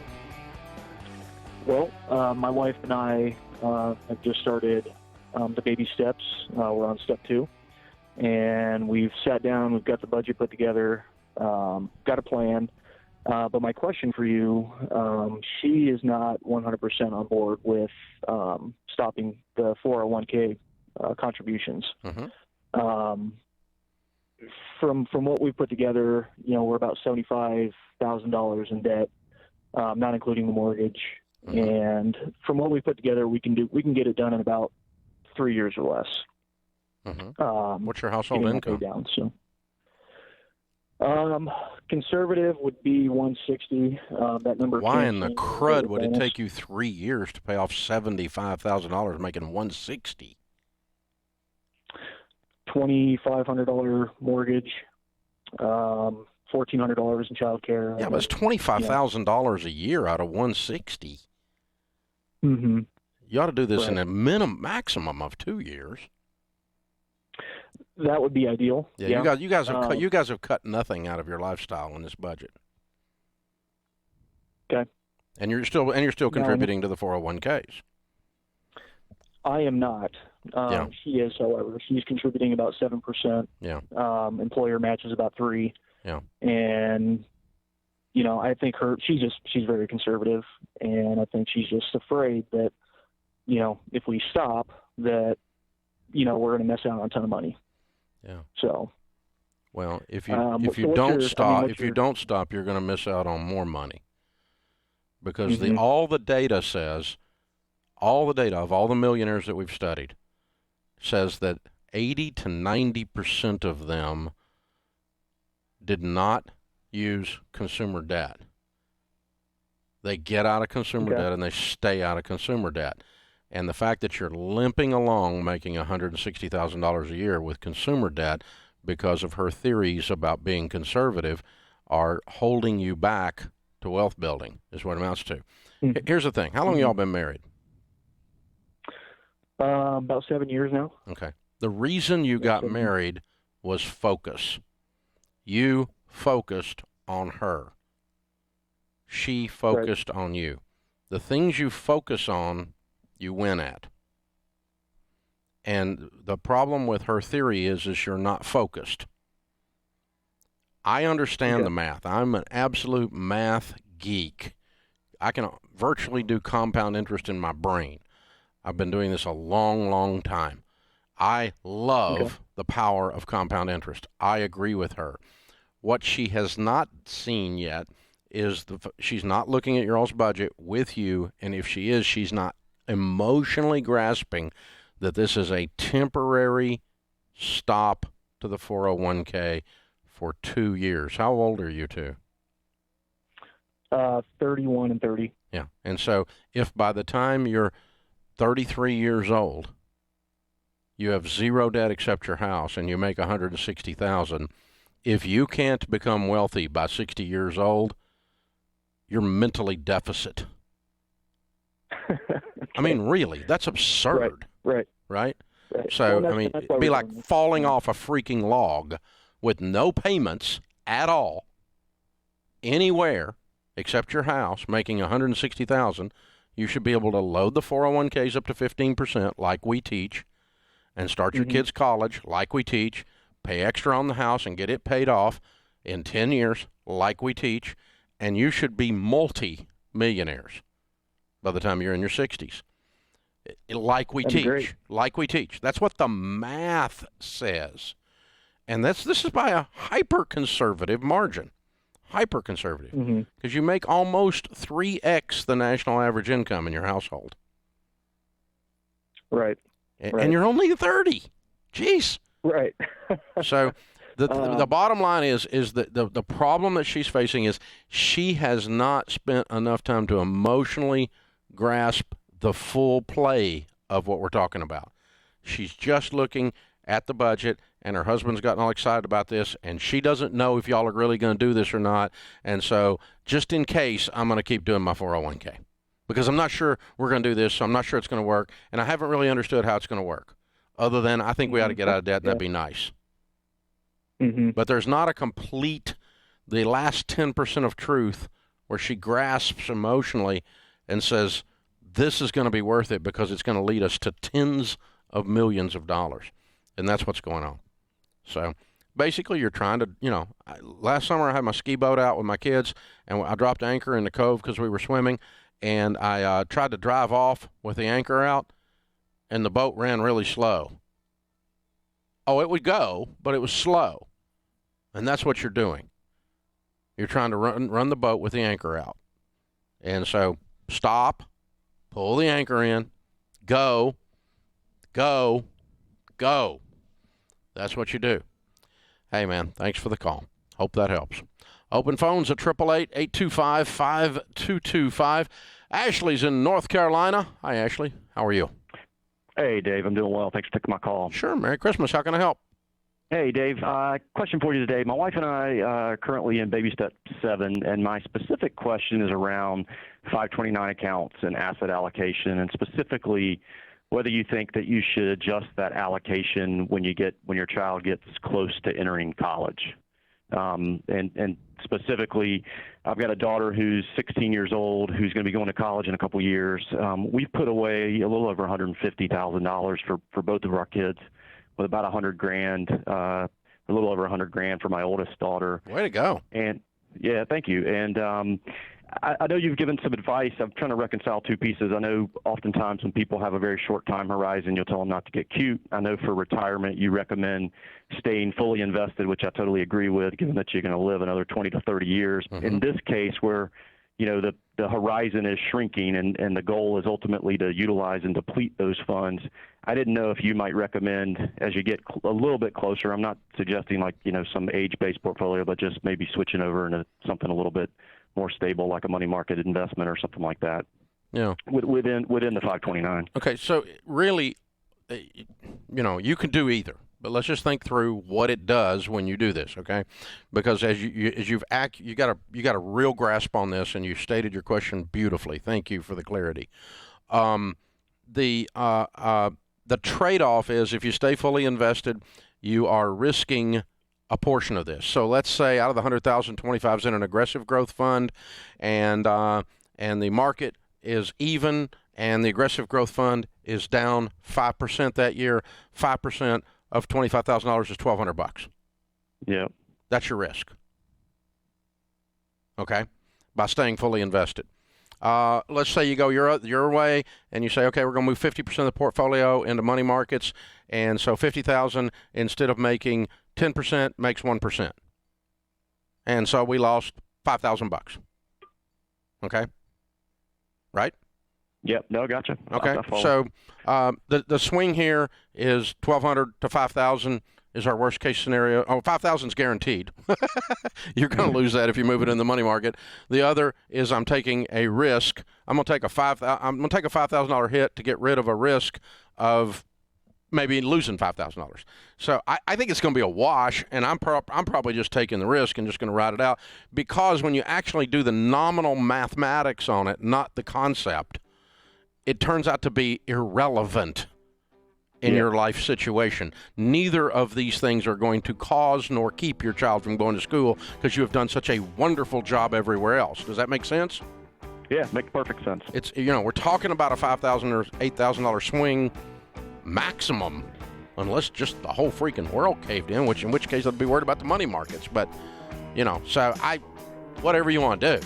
You've already covered it by doing the big deal, which is investing, and created the nest egg.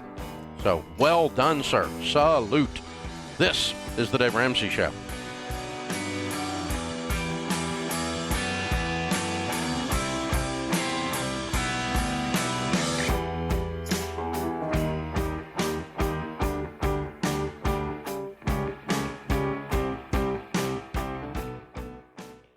Most people think selling a home during the winter is a lot harder than selling a home during summer. But the reality is the opposite. A recent study showed that homes listed in winter were more likely to sell than homes on the market during summertime. That might make it seem easy to sell your home yourself this winter, but a rookie mistake could cost you. Pricing your house wrong, not knowing what repairs to make, and overlooking curb appeal are a few ways you could lose out on thousands of dollars, or leave your house sitting on the market with no offers. It's important to partner with a real estate expert like one of our endorsed local providers. Real estate ELPs are agents who know the local market and will help you get top dollar for your home year-round. That's why they're the only real estate agents we recommend. Go to DaveRamsey.com/ELP to see the list of real estate ELPs in your area. That's DaveRamsey.com/ELP to connect with the expert agents near you.